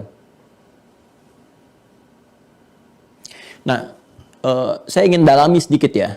Saya ingin dalami sedikit nih. Ini jarang dimintakan ini. Kalau Anda minta dan benar cara memintanya serta ikhtiarnya, maka Allah akan limpahkan pengetahuan yang sangat luar biasa. Seperti orang-orang dulu mendapatinya. Ya, bukan hanya masa-masa emas di zaman Nabi, zaman sahabat, zaman tabi'in, tidak. Masa-masa setelah itu pun banyak kan ulama-ulama kita yang hebat-hebat, bahkan kemudian mereka mendapat pancaran sinar pengetahuan itu sampai juga menguasai bidang-bidang keilmuan umum ya, yang basicnya adalah basic dari bancaran spiritual. Ya, jadi mereka itu dulu orang-orang hebat di masa lalu, sekalipun pakar begawan di keilmuan umum, baik itu misalnya di arsitektur kah, astronomi kah, di fisika kah, matematika kah, itu selalu basicnya dimulai dengan basic-basic syariat. Ya, pancaran-pancaran dinul Islam. Mereka mulai dengan Al-Quran, mereka mulai dengan rajin sholat, mereka mulai dengan zikir, mereka datang ke kutab, dasarnya dari situ semua. Setelah itu dahsyat, bahkan banyak penemuan itu ya terinspirasi dari pendalaman kepada ayat-ayat Al-Quran dan hadis-hadis Nabi Muhammad SAW. Itu riset itu. Riset. Makanya saya tuh mengajak, yuk nanti murid-murid saya yang di Mira ya, saya pengen tahu nanti profilnya tuh nanti kita arahkan untuk meriset. Saya kasih nanti nih ayat ini coba riset, hadis ini coba riset. Demi Allah saya katakan, kita punya perangkat yang sangat berlimpah. Referensi yang sangat luas. Itu kalau kita mau riset, karena kan ini sumbernya otentik, langsung dari Allah, langsung dari Rasulullah, yang pasti benarnya. Ya, makanya untuk mendapatkan informasi itu semua ketat itu. Ya, nggak ada satu sebuah sistem penggalian pengetahuan yang dimiliki oleh siapapun ya, atau dari kelompok manapun atau keyakinan manapun yang seketat orang Islam, nggak ditemukan. Coba Anda bisa bayangkan ya, Quran itu sampai kepada kita, itu kan sangat luar biasa. Itu penjagaan langsung dari Allah. Kalau itu nggak bisa disoal, bagaimanapun caranya. Nggak mungkin ketemu celahnya. Tapi hadis, ya, di mana ada kita mendapatkan satu informasi yang setelah berabad-abad, 15 abad, tersampaikan kepada kita dengan seleksi yang sangat luar biasa ketat. Jadi ketahuan nih, si fulan diterima dari siapa. Bayangkan 15 abad masih ketahuan. Dia dapat dari si fulan, sampai ke Nabi. Sampai kita terima pun masih ada transmisinya, disebut dengan sanad itu. Itu kan sangat luar biasa gitu. Itu nggak sembarangan teman-teman sekalian, ya. Dan bagaimana bisa punya kekuatan menghafal ribuan, ratusan ribu, jutaan, sampai bisa kemampuan menuliskan. Itu punya kemampuan menuliskan. Ada orang hafal nggak bisa nulis, ya. Dan jangan dibayangkan seperti sekarang ada apa namanya komputer, sebelumnya mesin tik, itu pakai tangan bisa nulis.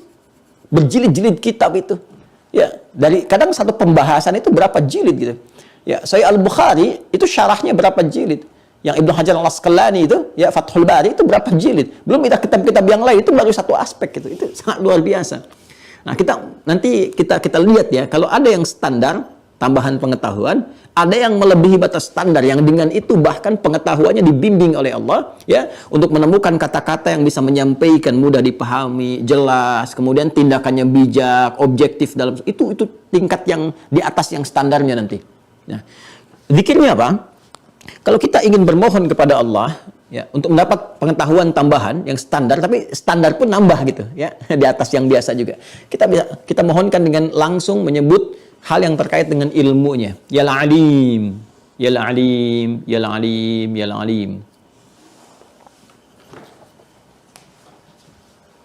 Ya.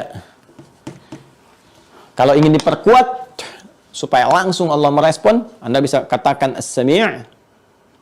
Nah, kan tadi sudah disebutkan As-Sami', tambahkan Al-Alimnya. As-Sami' Al-Alim.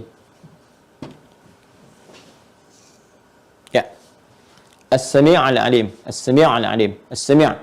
Biasanya kata As-Sami' ini, nama Allah yang mulia, ya, itu seringkali juga dihadirkan oleh orang-orang saleh terdahulu.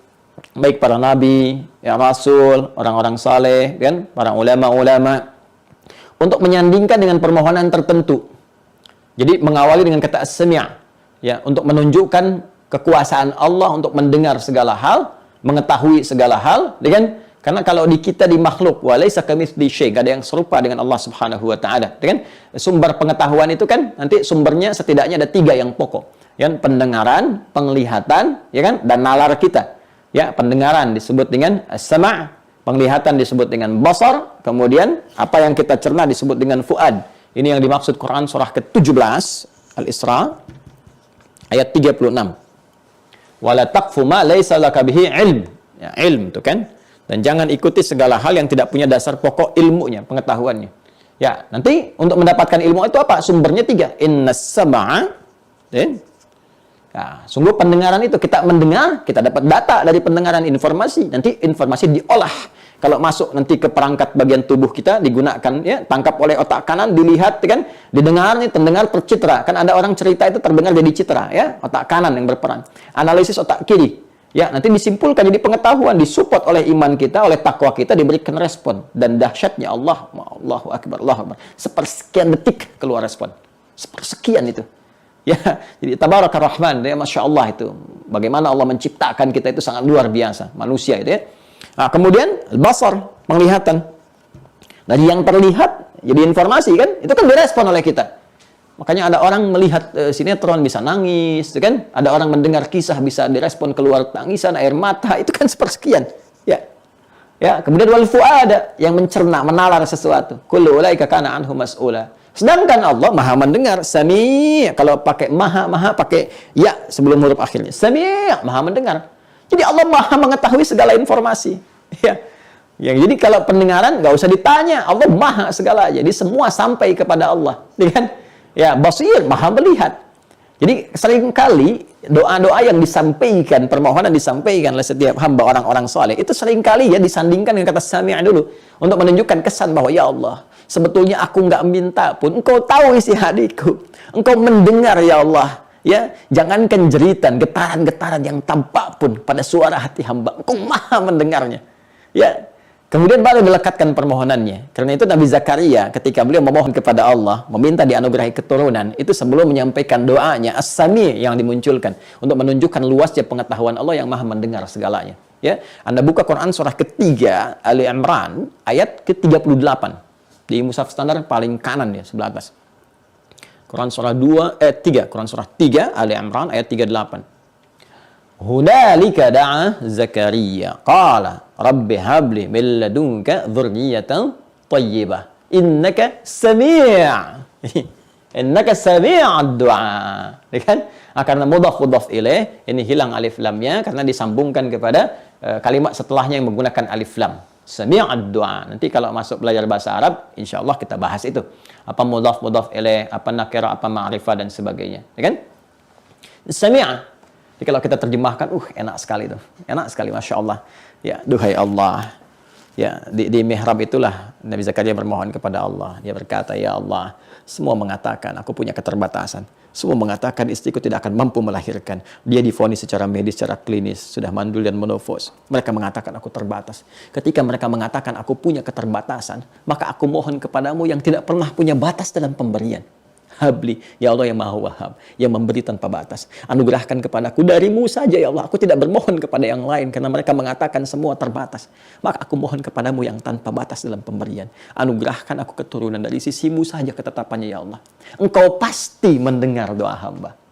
Dengan ilmumu engkau pasti mendengar doa hamba. Kalau pada yang Maha mendengar pun ya Allah, doa hamba belum terkabul, lantas kepada siapa lagi hamba mesti mengadu? Kepada siapa lagi hamba mesti memohon? Tunjukkan kepada hamba dengan cara apa lagi hamba mesti memohon. Maka apa yang terjadi? Pakai fa. Ya, harfu atfin rabitin baina syai'aini bila hudud. Yang menyambungkan dua peristiwa cepat tanpa jeda. Peristiwa pertama berdoa, peristiwa kedua terkabulnya doa. Antara berdoa dengan terkabul nggak ada jeda. Begitu selesai doa, langsung terkabul. Fanadathul malaikatu, ayat 39-nya. Fanadathul malaikatu wa huwa qa'imun yusalli fil mihrab. Annallaha yubashshiruka bi Yahya. Dan seringkali kata as-sami' disandingkan dengan kata alim. Innaka antas sami'ul alim, kan? Ya, innaka sami'ud du'a, ya. Kalau yang sembilan alim contoh di Ali Imran itu kan ayat 35, ya. Idz qalat imra'atu Imran rabbi inni nadhartu laka ma fi batni muharraran fataqabbal minni innaka antas sami'ul alim. Kan? Innaka antas sami'ul alim tuh. Ya. Kau Maha mengetahui isi hati hamba ya Allah. Bahkan sebelum hamba mohonkan kepadamu, Tuhai Allah, ya, ayah anak yang dikandung ini telah meninggal, telah menghadap kepadamu, Imran maksudnya, ya. Sedangkan aku bernadar kepadamu, ya Allah, seperti dulu dengan suamiku berharap, bermohon, meminta supaya dianugerahi anak yang baik, yang soleh, meneruskan risalah kenabian, kemuliaan, dengan mohon ya Allah, aku bernadar kepadamu menjadikan anak yang dikandung ini nanti ya Allah, anak yang soleh, mengabdi kepadamu saja, menunaikan kebaikan-kebaikan sesuai dengan perintahmu. Engkau pasti Maha mengetahui sebelum aku panjatkan, karena engkau Maha mendengar bisikan-bisikan yang ada dalam jiwaku, bahkan sebelum aku mohonkan. Apa yang terjadi? Dikabulkan oleh Allah. Lahir perempuan, kan? Lahir. Falamma wada'at saqalat rabbi inni wada'tuha untha. Itu yang di ayat 36-nya, seterusnya sampai dirawat, ditunjukkan pada jalan kebaikan di ayat 37-nya. Jadi ini, teman-teman sekalian, Anda bisa mohonkan kalau ingin tambahan pengetahuan kepada Allah, ya, para pelajar, ya, adik-adik yang sedang belajar tingkat manapun ingin ditambahkan oleh Allah, minta. Allahumma ya alim, Allahumma innaka antas sami'ul alim. Terus masukkan doanya. Rabbi zidni ilma warzuqni fahma, ya. Allahumma ushhidu bi annaka antas sami'ul alim. Allahumma inni as'aluka ya Allah bi sifatikal ulia wa asma'ikal husna ya sami'ul alim. Zidni ilma warzuqni fahma. Zidni ilma ya alim warzuqni fahma. Ya Allahumma ya sami'ul alim. Allahumma faqihni fid din wa 'allimni ta'wil ya alim. Masukkan itu. Masukkan. Ya, ketika Anda masukkan, nanti ikhtiarnya dengan takwa. Ikhtiarnya dengan takwa. Jadi sambil berdoa begini, ya, kan itu harus mengalir lewat iman. Kalau dibaca begitu aja, ya biasa aja. Ya, makanya kan si A baca, si B baca, kok hasilnya bisa beda. Ya. Nah, itu kan kalau seperti itu jangan disalahkan ibadahnya, tapi dicari caranya, dilihat, dievaluasi caranya. Kenapa si A bisa dapat, saya enggak? Ya, dilihat kan? Kok dia bisa baca ini dapat, saya baca kan enggak dapat. Coba lihat. Nah, makanya kita masuk kepada step yang selanjutnya, mau baca ini pun harus menggunakan jiwa takwa, karena di takwa ini ada support iman. Ya. Takwa ini kan ada cahaya iman.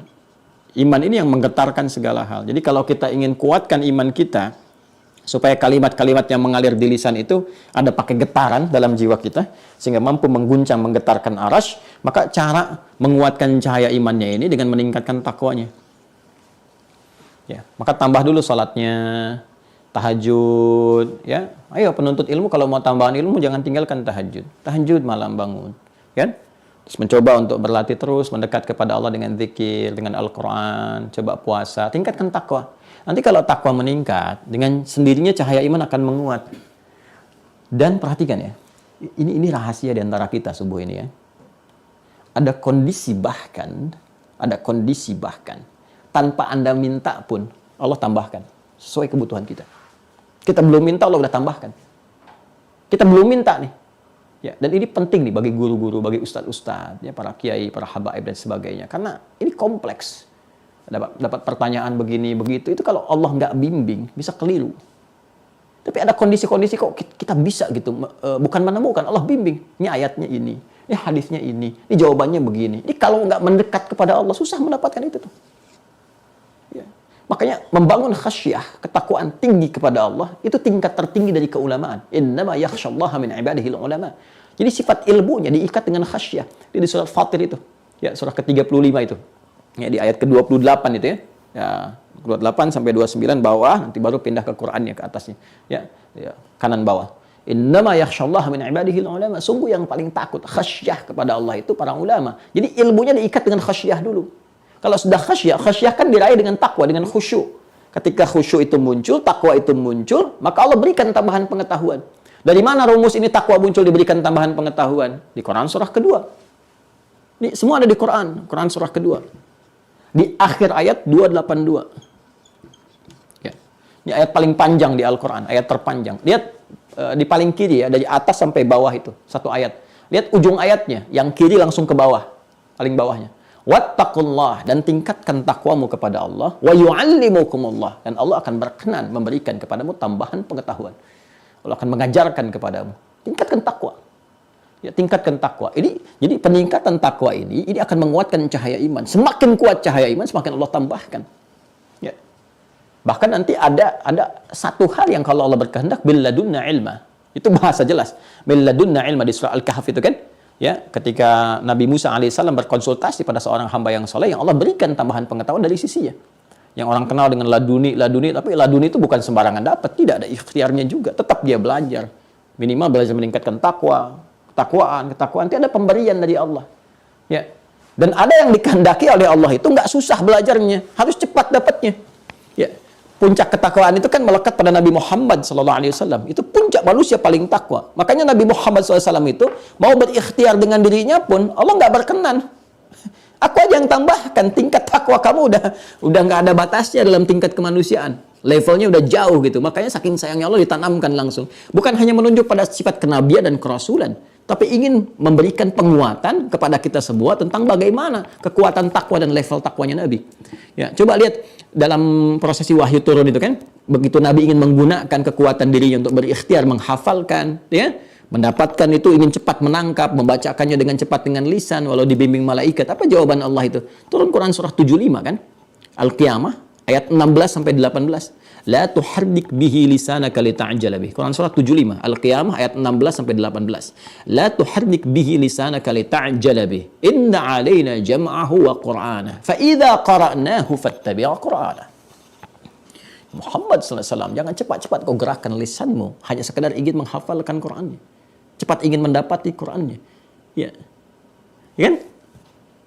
Biarkan kami yang menghimpunnya, yang menanamkan ke dalam jiwamu. Jadi ada orang yang proses menghafal belajar itu Allah memberikan kehendak langsung dihimpun dalam jiwanya. Tapi ada ikhtiar. Nabi kan ikhtiar dulu, ngaji juga kan sama malaikat. Jadi bukan tiba-tiba dapat begitu, tidak juga. Ada ikhtiar. Ya. Fa idza qara'nahu, jika dibacakan kepadamu, fattabi' qur'ana, kamu tinggal ikuti aja. Jadi ada orang yang sekali dengar itu, ngikutin langsung hafal. Ya kan? Ya, kalau kita katakan ini Nabi, wajar. Iya betul, Nabi, Rasul. Mudah bagi Allah tanamkan. Karena sifat Nabi, Rasul, karena tingkat ketakwaan tinggi, langsung diajarkan. Ya, kalau semua Nabi itu diajarkan. Adam pertama Nabi diajarkan. Wa 'allama Adam al-asma'a kullaha. Adam diajarkan. Ya, Nuh diajarkan, sampai ke Nabi Muhammad diajarkan, tanamkan. Tapi pengajaran Allah itu diturunkan, lihat standar utamanya, karena ketakwaannya. Itu yang menjadikan kita itu bisa meniru, mengikuti polanya, walaupun nggak sampai ke derajatnya. Ya, kita nggak bisa sampai ke derajat Nabi, Rasul, selesai kenabian, kerasulan. Tapi kita bisa meniru keteladanan takwa itu, sehingga bisa menghasilkan curahan-curahan rahmat Allah yang meningkatkan pengetahuan kita. Itu yang diikuti para sahabat Nabi, tabi'in, orang-orang soleh. Ya, coba lihat bagaimana orang tua dulu menyiapkan. Al-Imam Asy-Syafi'i, ya, ikhwas sekalian, itu kan nanti single parent tuh ibu merawatnya. Single parent, Bu. Jangan salah. Al-Imam Asy-Syafi'i itu ibunya single parent. Ketika ayahnya meninggal dunia, merawat tuh, digendong-gendong. Ya, kemudian ditempatkan di halaqah para ulama. Dari mulai belajar bahasa, belajar ini, belajar itu, sampai ke fikih, sampai diminta berangkat ke Imam Malik, ya, kiai terkenal yang luar biasa, alimnya pada saat itu, ilmunya luas di Madinah, tapi udah kemana-mana cahayanya, kita dengan izin Allah, diminta talaki ke sana, belajar. Ibunya, Imam Ahmad juga demikian, jangan salah. Imam Ahmad tuh digendong oleh ibunda, ibunya single parent, digendong oleh ibundanya, dingin-dingin masih direbuskan air hangat, ya, diwudukkan oleh ibundanya, disimpan di halaqah ulama, ya, setelah selesai gendong balik lagi, bawa lagi pulang, sampai kemudian terus beranjak dewasa. Al-Imam Al-Bukhari, jangan salah juga sama. Ya, sama itu. Ayahnya kan meninggal itu, dalam usia dini dilahirkan meninggal, terus matanya divonis buta kan, secara medis, secara klinis. Apa yang dilakukan? Ya, ini ikhtiarnya takwa. Tarekah jalan, ya, tarekah itu jalannya takwa, meningkatkan takwa, mendekat kepada Allah, ibadah, tingkatkan ibadah, tingkat. Apa yang terjadi? Mata tak melihat, tapi mata hatinya tajam, dan kekuatan pengetahuan ditanamkan oleh Allah. Kan terkenal waktu masuk kutab itu, ya, Al-Imam Asy-Syafi'i nggak usah ditanya, bagaimana sebelum datang ke Imam Malik, sebelum sorogan udah hafal kitabnya, cuman sekian waktu, sekian saat saja. Ya, Imam Ahmad juga begitu. Sebelumnya Imam Malik juga luar biasa, bintangnya pada saat itu. Imam Abu Hanifah luar biasa. Ya. Ya, dan itu lintas profesi. Imam Abu Hanifah kan ayahnya itu pebisnis, pedagang, penjual kain. Ya. Dan lain sebagainya. Ya, ada yang penjual kain, ada yang tukang jam, ada yang tukang sabun, ada yang macam-macam, tapi luar biasa. Ilmu itu melintasi batasnya gitu. Jangan dibatasi, ini anak kiai pasti jadi kiai juga, belum tentu. Ya, anak kita itu kalau bapaknya nggak hafal Quran, kita investasikan anak kita hafal. Sambil bapak menghafal, anaknya investasikan. Demi Allah saya katakan, ada yang jadi. Kalau kita sadar kita nggak paham hadis nih, cucu kita mungkin sekarang jadi ahli hadis. Bismillah. Mesti ada satu di keluarga jadi kebanggaan saat pulang kepada Allah. Jadi, nanti dia jadi pemimpin kita tuh saat pulang di keluarga. Kan itu di Quran surah 13 itu kan? Ar-Ra'd. Ayat 23 sampai 24 itu. Ya. Jannatu 'adnin yadkhulunaha wa man salaha min abaihim wa azwajihim wa dzurriyyatihim wal malaikatu yadkhuluna 'alaihim min kulli bab. Salamun 'alaikum bima sabartum fa ni'ma 'uqbad dar. Ya, ada anak itu yang jadi pemimpin, bawa keluarga semua ke surga. Diparadekan, diperintahkan oleh Allah, semua malaikat menyambut di pintu surga. Dia masuk ke surga Aden itu, disambut oleh semua malaikat di depan pintu surga. Siapa yang dia bawa? Bapaknya, ibunya. Jadi bapak ibu bisa investasi. Anaknya dari sekarang, cucunya siapin. Udah cukup nih, ini yang insinyur, ya kan? Ini yang dokter, ini yang ini. Ini ada yang ahli agama. Seperti Hannah menazarkan kepada Allah, minta mohon supaya anaknya spesifik nih di bidang agama aja. Jadi ulama deh satu. Ya. Yang lain dokter, hafal Quran, alhamdulillah. Insinyur hafal Quran, alhamdulillah. Yang ini paham hukum fikih, hadis apa. Nanti ada pemimpin. Begitu pulang nanti menghadap Allah, dia bawa, dia gandeng dengan ceria, gembira luar biasa. Dia gandeng dengan tangan kanan bapaknya, kiri ibunya, pasangannya, melekat dengannya. Anak cucu ikut di belakang semua berangkat. Rombongan besar. Ya, berjumpa dengan Rasulullah SAW. Ini keluargaku ya Rasulullah. Kami sering bersalawat sejak di dunia ya Allah. Alhamdulillah ya Allah bertemu hari ini juga. Masya Allah. Nggak ada keindahan yang lebih indah kecuali saat kita pulang, gitu kan? Bisa menatap Allah, bisa berjumpa dengan Rasulullah yang kita rindukan. Wujuhu yawma idzin nadhirah ila rabbiha nadhirah. Allahu akbar. Pada saat itu enggak ada kegembiraan, orang-orang bersinar wajahnya bukan karena masuk surganya, karena dia bisa menatap Rabbnya yang sangat dirindukannya, liqa Allah. Ya kan? Berjumpa dengan Rasulullah SAW. Allahumma salli ala sayyidina Muhammad. Nah, ini tambahannya ilmu. Kan? Nah, jadi kita bisa tingkatkan takwa. Wattaqullah, tingkatkan takwamu kepada Allah, wa yu'allimukumullah. Allah tambahkan pengetahuan, tambahkan pengetahuan. Itu yang menjadikan Al-Imam Al-Bukhari sekali dibacakan langsung hafal. Nah, itu yang dikatakan itu jam'ahu wa Qur'anah, dihimpun dalam jiwa, dihimpun. Makanya jiwa itu sadrun. Para ulama kalau ditanya itu sudah hafal, hafidtu ala sadri qalbi. Ya, saya sudah hafal dalam jiwa saya. Ya, atau kalau bahasa kita hafal di dalam kepala saya. Bukan di luar kepala belum hafal namanya. Siapa yang hafal di luar kepalanya? Nah, itu guru salah bertanya. Angkat aja semua tangannya. Kami ya Ustadz, coba bacakan. Belum hafal, kok belum hafal? Kan Ustadz bilang di luar kepala, masih di luar. Kalau udah masuk baru hafal di dalam kepala ya. Baik. Jadi ini level ilmu yang pertama. Jadi Anda bisa berzikir dengan mengatakan Allahumma ya Sami'al Alim. Allahumma zidni ilma, wa zid li ibni ilma, wa zid li abnai ilma. Ya Allah, mohon tambahkan. Ibu sampai tahajud ya, Bu. Habis selesai sholat, Ibu zikirnya gitu. Allahumma zid li dzurriyyati. Allahumma zid, ya atau saya ijazahkan kepada Anda misalnya Allahumma zid li dzurriyyati ilma. Ya Allah, tambahkan kepada seluruh anak keturunanku. Itu tanpa batas. Kalau Anda punya anak 3, nanti punya cucu berapa dari situ, satu di antara mereka, insya Allah Allah berikan jadi untuk mereka. Ya, Allahumma zid li dzurriyyati ilma, ya kan? Wa zidhum fahma. Allahumma zid li dzurriyyati ilma wa zidhum fahma. Allahumma faqihhum fid din wa 'allimhu ta'wil. Allahumma faqihhum fid din wa 'allimhum ta'wil, kan? Allahumma zid li dzurriyyati ilma, ya kan? Warzuqhum fahma, ya. Sudah? Wa faqihhum fid din wa 'allimhum ta'wila, ya kan? Dan Anda bacakan ya Sami'al Alim, ya Sami'al Alim, ya Sami'al Alim, ya Dzal Jalali wal Ikram, ya kan? Dah ya? Nah, sekarang masuk ke level yang tertinggi dari pengetahuan. Ya, tertinggi dari pengetahuan. Nah, level tertinggi dari pengetahuan itu disebut hikmah namanya. Hikmah. Ya, hikmah. Al-hikmah.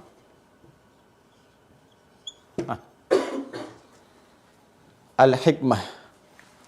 Wa may yu'tal hikmata faqad utiya khairan katsira. Siapa yang diberikan hikmah oleh Allah Subhanahu wa taala, maka sungguh dia telah diberikan anugerah yang berlimpah. Dan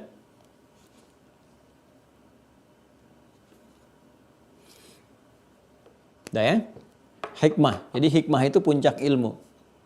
Ya. Kalau sudah terhimpun hikmah dalam diri kita, jiwa kita, sudah itu. Itu sudah akumulasi pengetahuan yang bukan hanya nanti terpancar melalui sifat tapi juga sikap. Ya. Orang punya ilmu beda dengan orang punya hikmah. Hikmah itu di atas ilmu. Ya, hikmah itu di atas ilmu. Jadi akumulasinya disebut dengan hikmah namanya. Jadi kalau ilmu masuk jadi pengetahuan, sumber informasi, sumber bersikap, ya, bersifat dan sebagainya. Tapi kadangkala belum tertata lewat sikap. Kan ada orang pintar, tapi kan sikapnya juga nggak bijak, gitu kan? Pintar, banyak hafal hadis Quran, tapi ngajarnya marah-marah melulu gitu. Nggak lihat siapa yang diajar dan sebagainya. Atau merasa benar sendiri atau bagaimana, atau sikapnya nggak bagus dan ada yang demikian juga.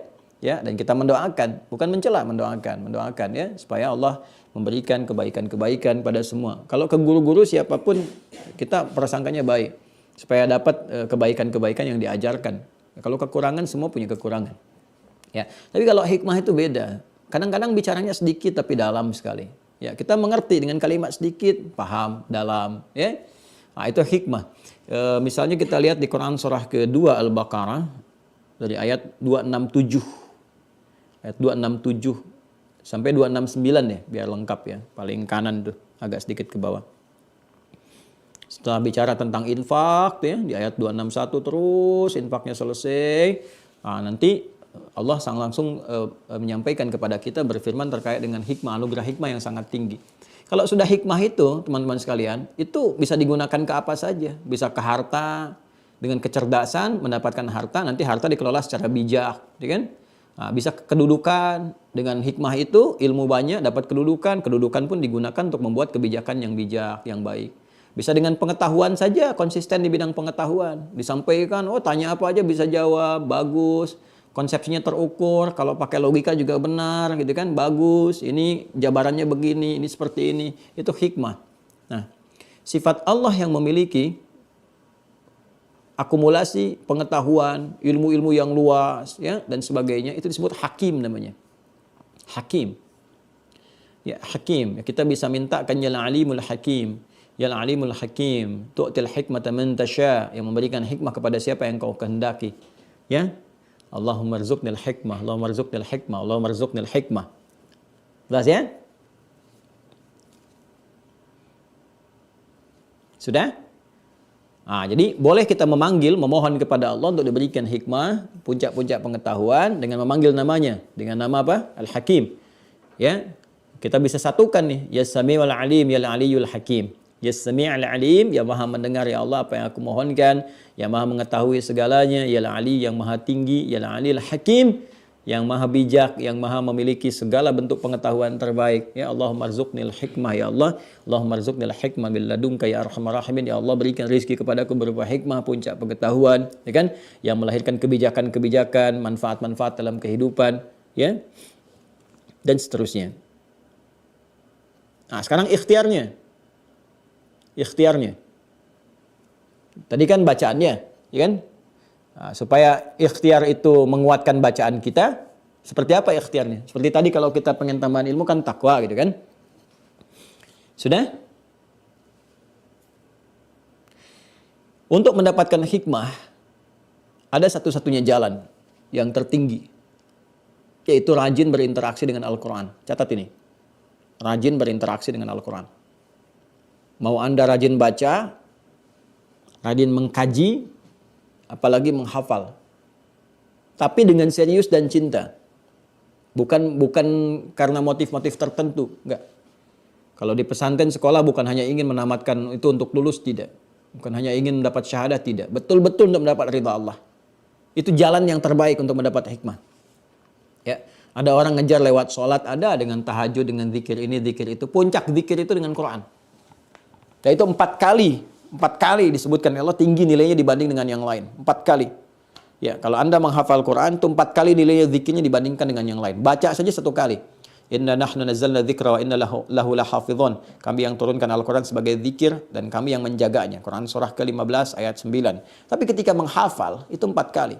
Walaqad yassarnal Qur'ana lidzikri fahal mim muddakir. Sungguhlah kami mudahkan Al-Quran untuk digunakan sebagai zikir, dihafalkan. Ada enggak yang mau menghafal Quran sebagai zikir untuk dirinya? Itu 4 kali disebutkan di Quran surah ke-54. Al-Qamar ayat ke-17, ayat ke-22, ayat 32 dan ayat 40. 17, 22, 32, 40. Walaqad yassarnal Qur'ana lidzikr fahal mim muddakir.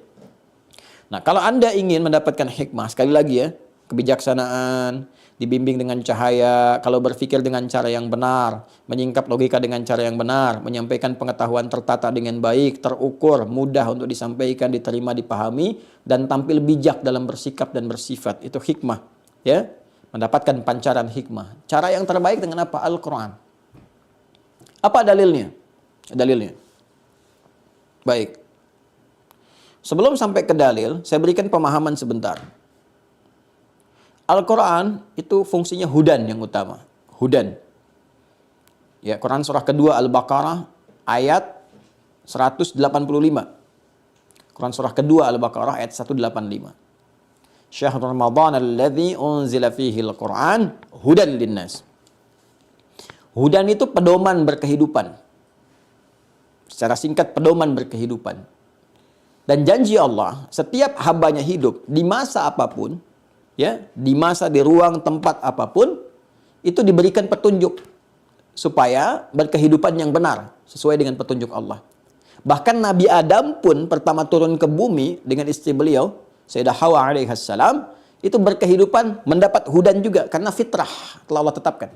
Al-Baqarah ayat 38, Quran surah kedua ayat 38. Qul nahbitu minha jami'a fa imma ya'tiyannakum minni huda faman tabi'a hudaya fala khaufun 'alaihim wa lahum yahzanun. Sekarang turun kalian semua ke bumi, kan? Mulai jalani misi sebagai khalifah, mulai bawa risalah kehidupan. Nanti saat berkehidupan itu bersamaan dengan turun, aku turunkan hudan sebagai petunjuk berkehidupan. Kamu ikuti, hidupmu senang dan tenang. Gak ada gelisah berlebihan, gak ada kesedihan berlebihan. Jelas ya? Jadi sejak Nabi Adam itu turun hudan. Nanti ganti generasi, ganti masa, tetap ada hudan.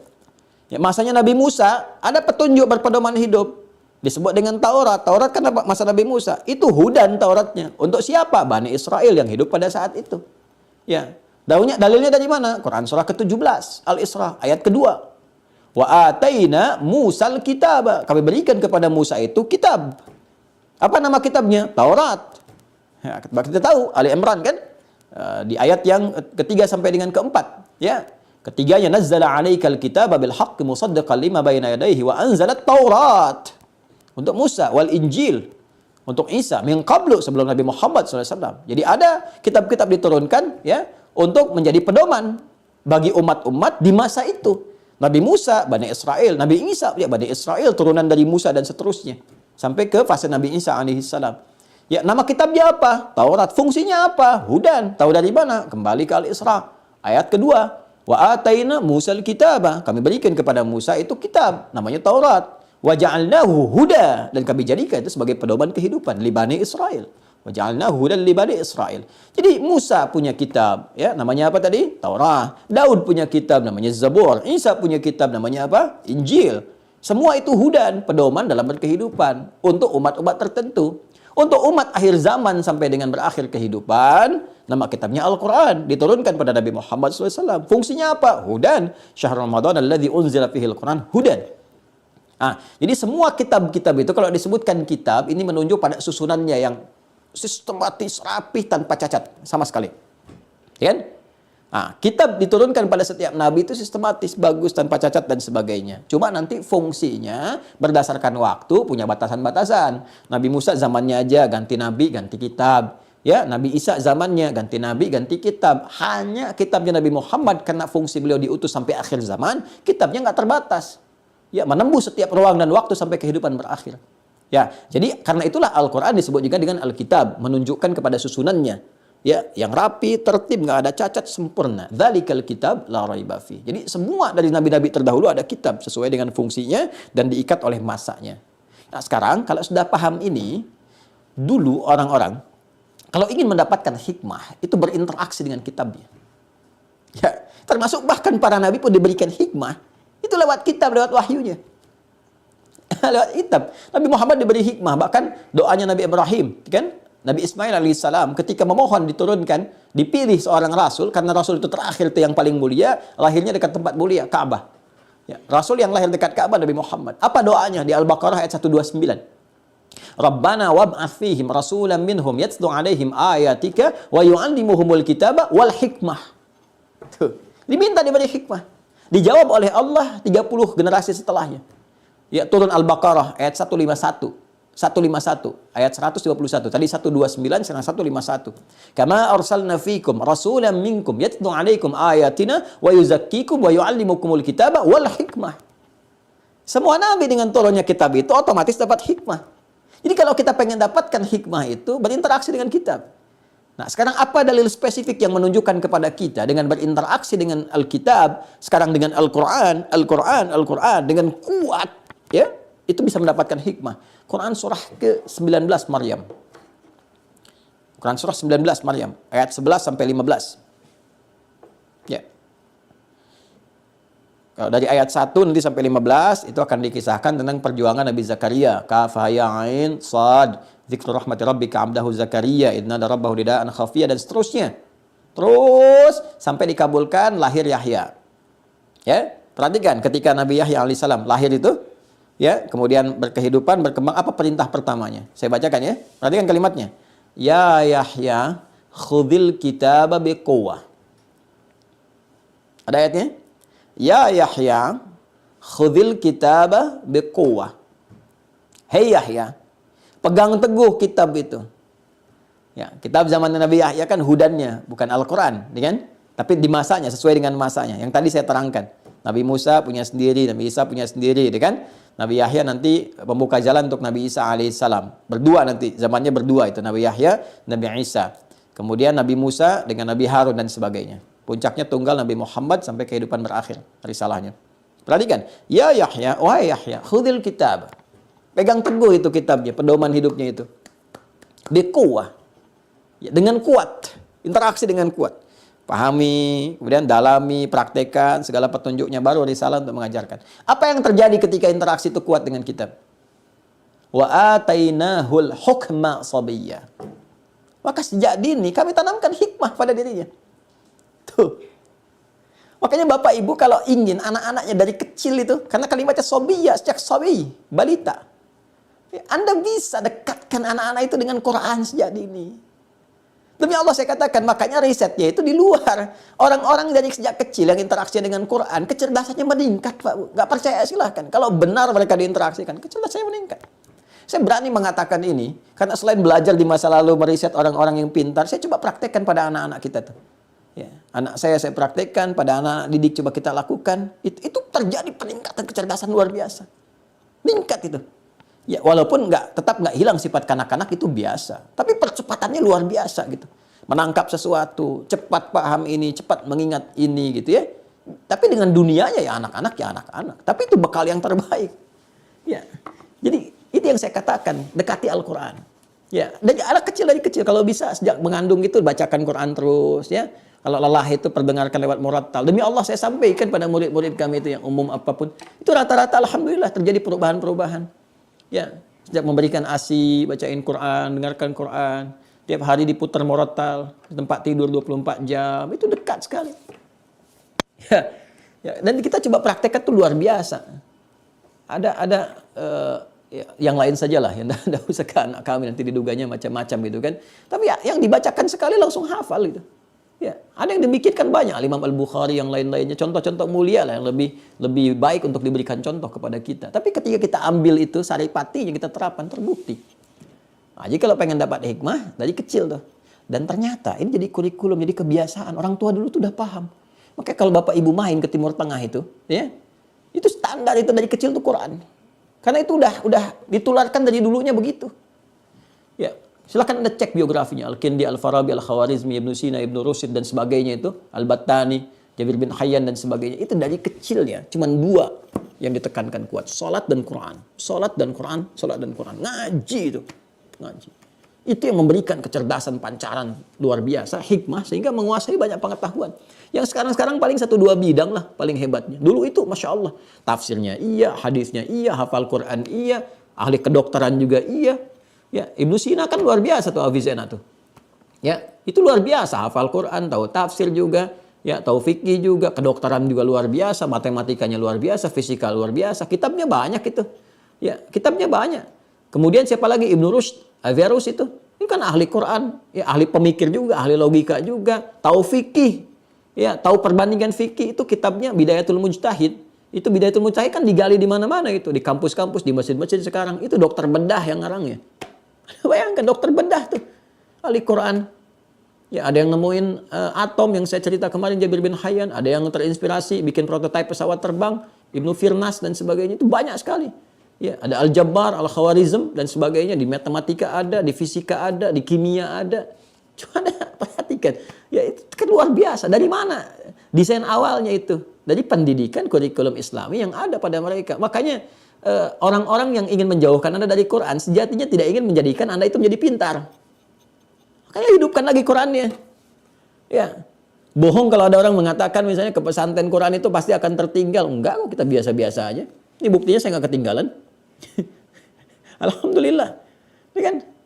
Ya, jadi Allahu Akbar gitu. Ada banyak hal yang bisa dibuktikan. Banyak kitab-kitab ulama yang penting kita kaji itu. Jadi kalau disebutkan ulama yang terbayang dengan ilmu keislaman aja. Banyak ilmu-ilmu umum yang bisa kita kaji.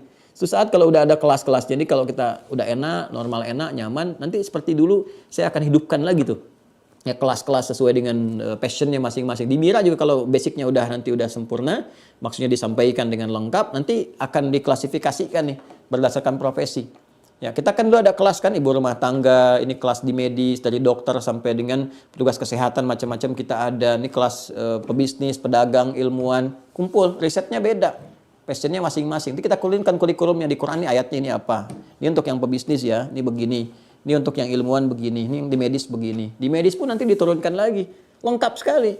Ya, misalnya ada di dokter mata, apa ayat-ayat tentang mata di Quran turunkan, nanti di hadis apa, terus di kitab ulama klasik apa, kita bedah, kitab Ibnu Sina bagaimana, dan ini bagaimana, nanti bandingkan dengan kedokteran modern, apa yang bisa diriset.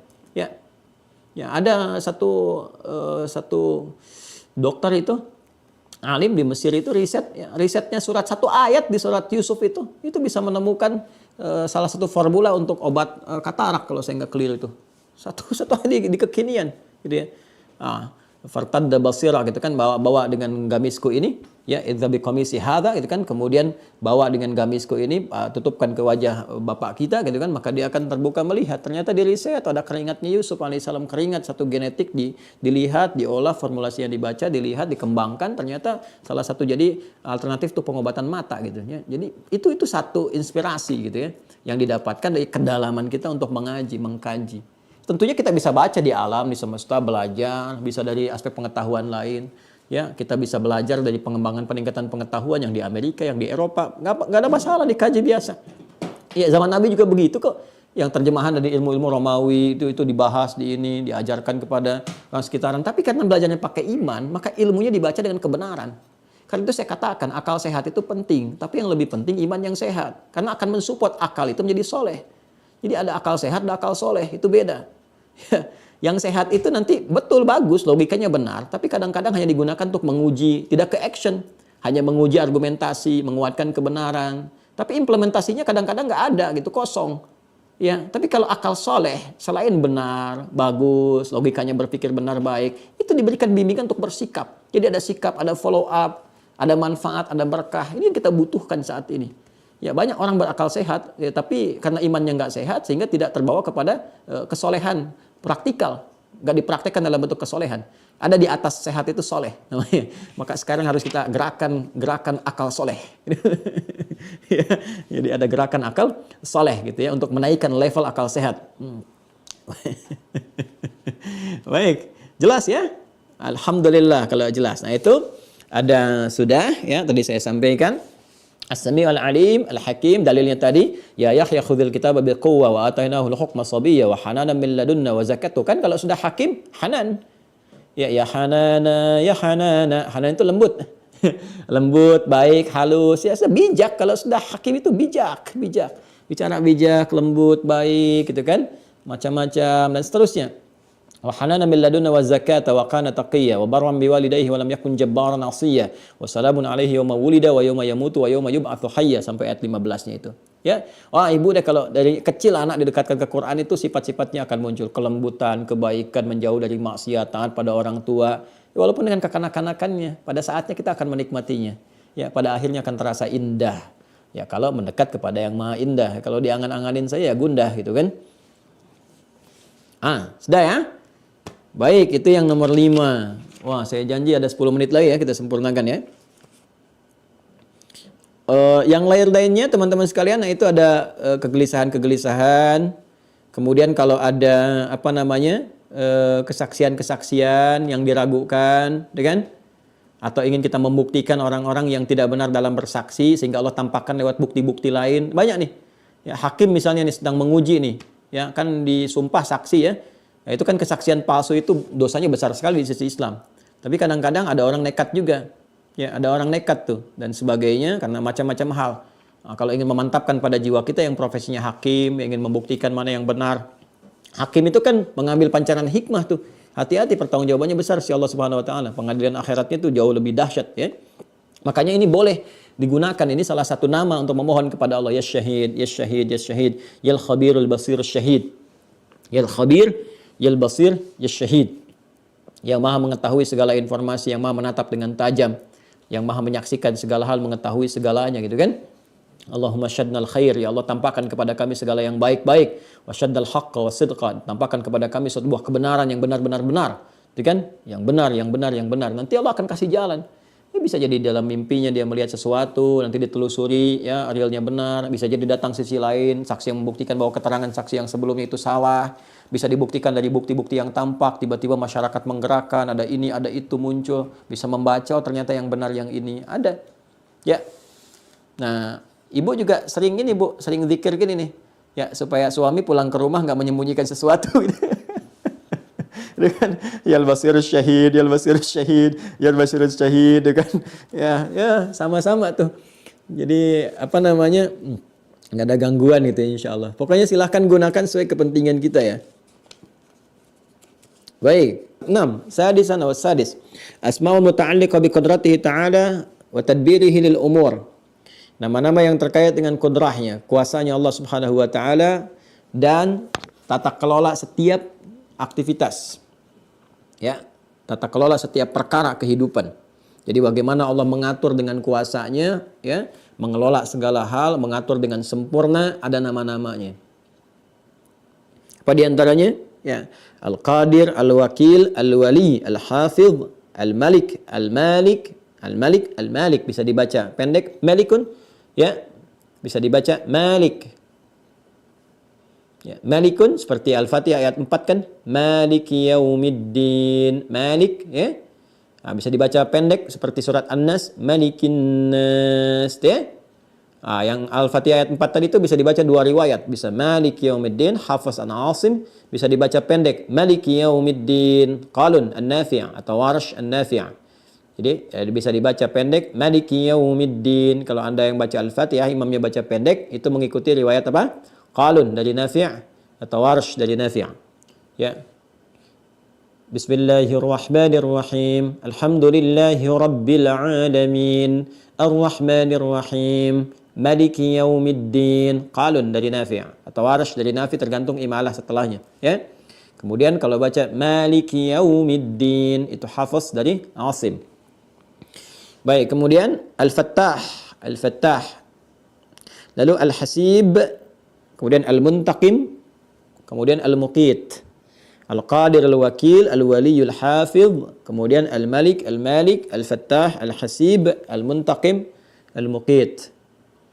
Ya, jadi kalau ada permohonan-permohonan kita terkait dengan kekuasaan Allah Subhanahu wa taala untuk pengaturan, penjagaan dan sebagainya, ya kan, terkait kudrah jalan kehidupan kita, tata kelola hidup kita, boleh kita meminta kepada Allah Subhanahu wa taala dengan menyebut nama-nama ini. Ya. Nah, ini aspeknya luas sekali. Ya, baik itu di pengelolaan hidup kita sendiri misalnya kan, ya, ataupun di keluarga, atau bahkan nanti yang dititipi jabatan dari levelnya regional, daerah sampai ke level tinggi nasional misalnya, boleh ini minta.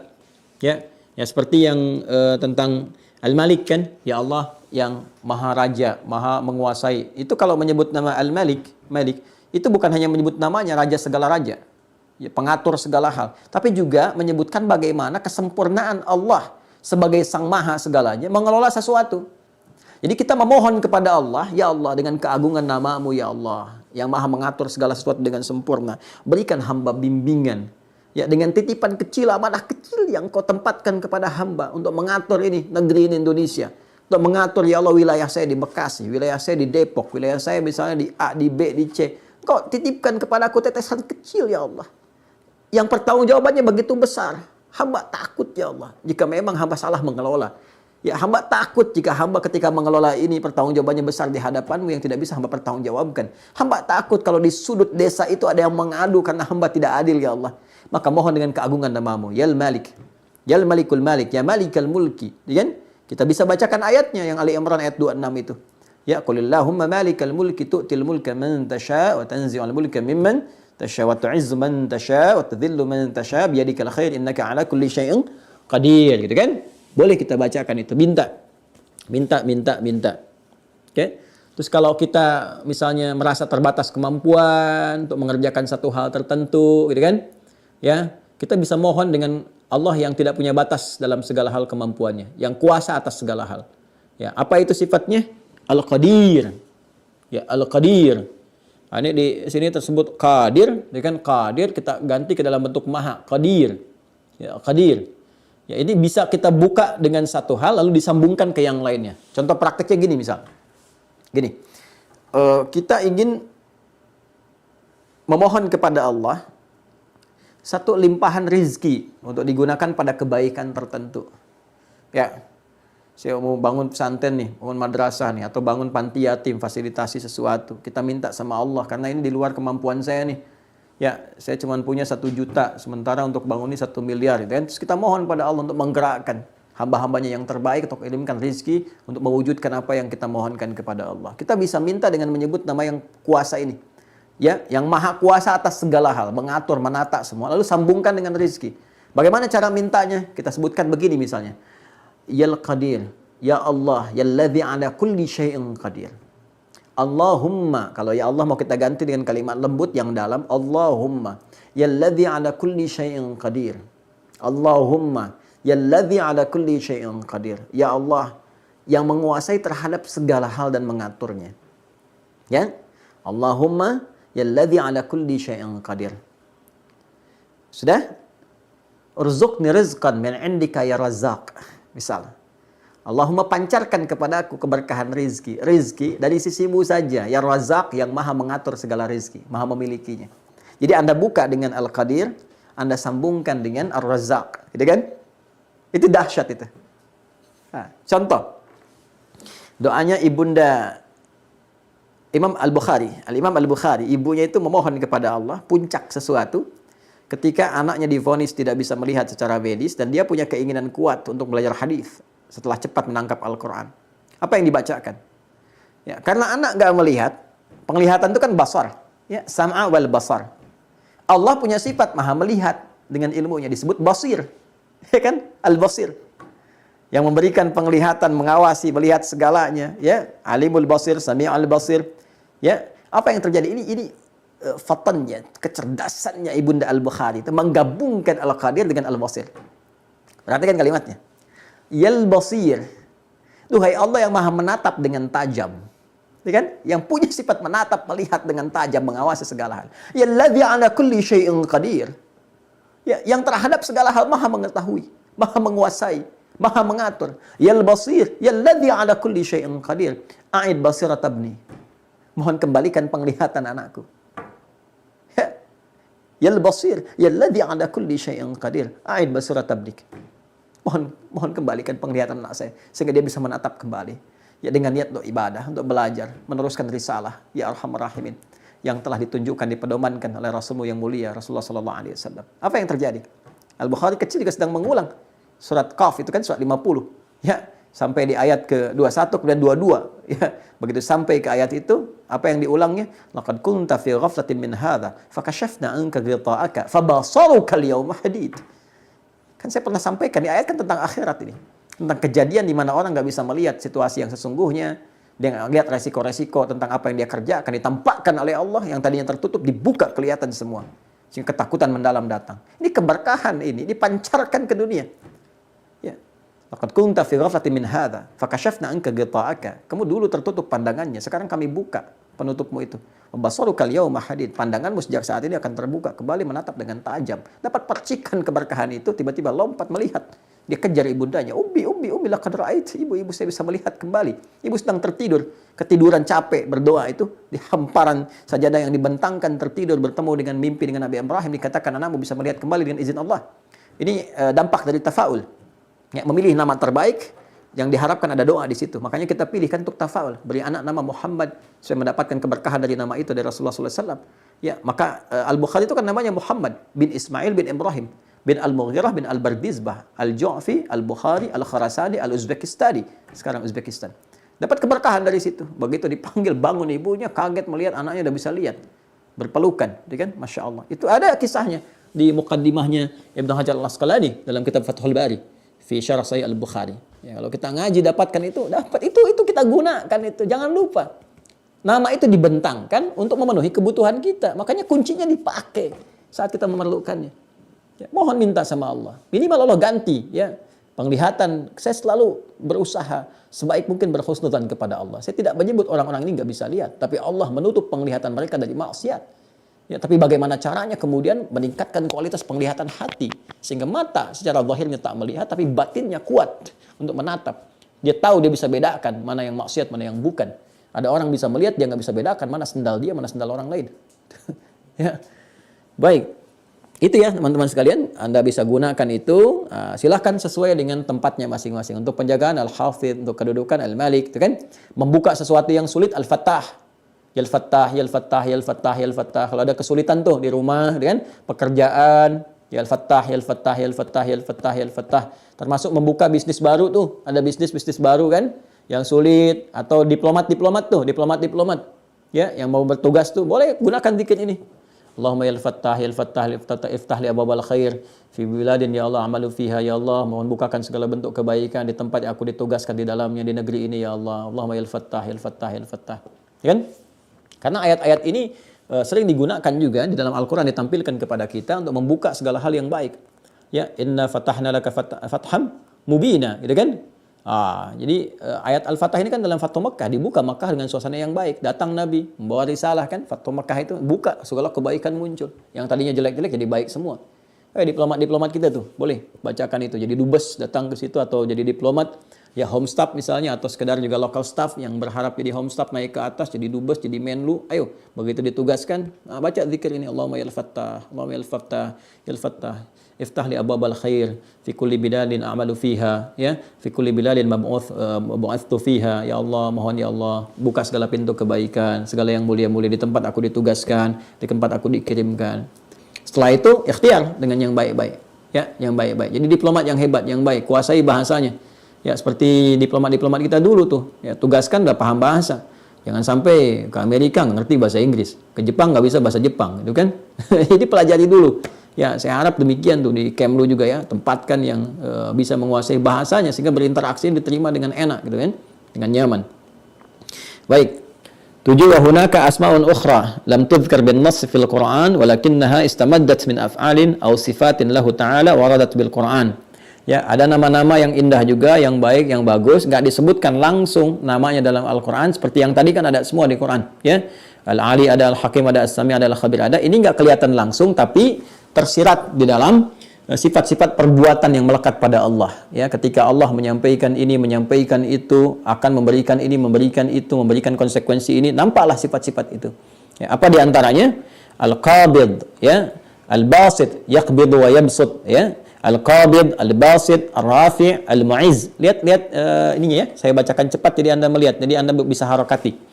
Al-Qabid, Al-Basit, Ar-Rafi', Al-Mu'iz, Al-Mudhil, Al-Mujib, Al-Ba'ith, Al-Muhsi, Al-Mubdi, Al-Mu'id, Al-Muhyi, Al-Mumit, Malik Al-Mulki, ya, Al-Jami', Al-Mughni, Al-Mu'ti, Al-Mani', Al-Hadi, Al-Baqi, Al-Warith.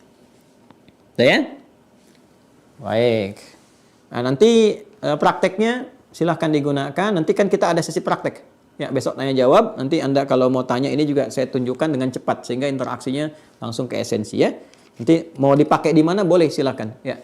Mau minta keturunan yang soleh-soleh, yang bagus, yang apa manggil Allahnya supaya bisa diberikan yang keturunan yang baik. Nanti ada. Ya. Kalau mau minta kedudukan yang baik seperti apa, gitu kan?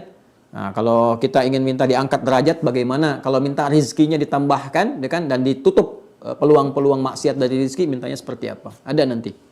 Ya, ini saya bacakan dulu. 8 yang terakhir. Ya, thaminan wa thamin wa hunaka asma'un ukhra lahu ta'ala mustamiddah, ya, mustamiddatun minal ma'ani al-waridah fil Qur'an. Kalau tadi dari perbuatan-perbuatan sifat af'alnya Allah keluar ini semua, pemberian-pemberian, kan, dan sebagainya keluar. Kalau ini dari makna yang terambil dari makna-makna Al-Qur'an, kan, firman-firman Allah. Jadi keluar nama-nama itu, sifat-sifat itu bisa kita gunakan dalam interaksi ibadah kita. Ya, pertama apa? An-Nur. Ya, An-Nur, nurun 'ala nur. Ya. Nurun 'ala nur. An-Nur, kemudian As-Sabur, Ar-Rasyid, Al-Muqsit, Al-Wali, Al-Jalil, Al-Adl, Al-Khafid, Al-Wajid, Al-Muqaddim, Al-Muakhir, Ad-Dar, kan? An-Nafi', yang Maha membalas ya segala orang-orang yang berbuat buruk, berbuat jahat, kan? Dibuat sistem kalau begini begini, kalau begitu ya begitu. Nanti kita jelaskan kemudian. Ya, kemudian terakhir An-Nafi', wa yattasilu bidzalika sifata at-takallum wal iradah. Dan terkait dengan itu semua sifat mengkhitab, ya, Maha menyampaikan segala hal yang Dia kehendaki dan Maha berkehendak atas apa yang Ia inginkan. Selesai pelajaran kita. Ya, semoga Allah memaafkan kesalahan-kesalahan yang mungkin terlahir dari apa yang saya sampaikan, mengampuni dosa-dosa kita semua dan memberikan jalan kepada kita untuk memahami dengan baik apa yang kita pelajari serta membimbing kita untuk mengamalkan apa yang telah kita pahami. Terima kasih. Mohon maaf atas segala kekurangan, semoga bermanfaat, semoga kita dibimbing oleh Allah Subhanahu wa taala dalam jalan-jalan kebaikan dan istiqamah di dalamnya.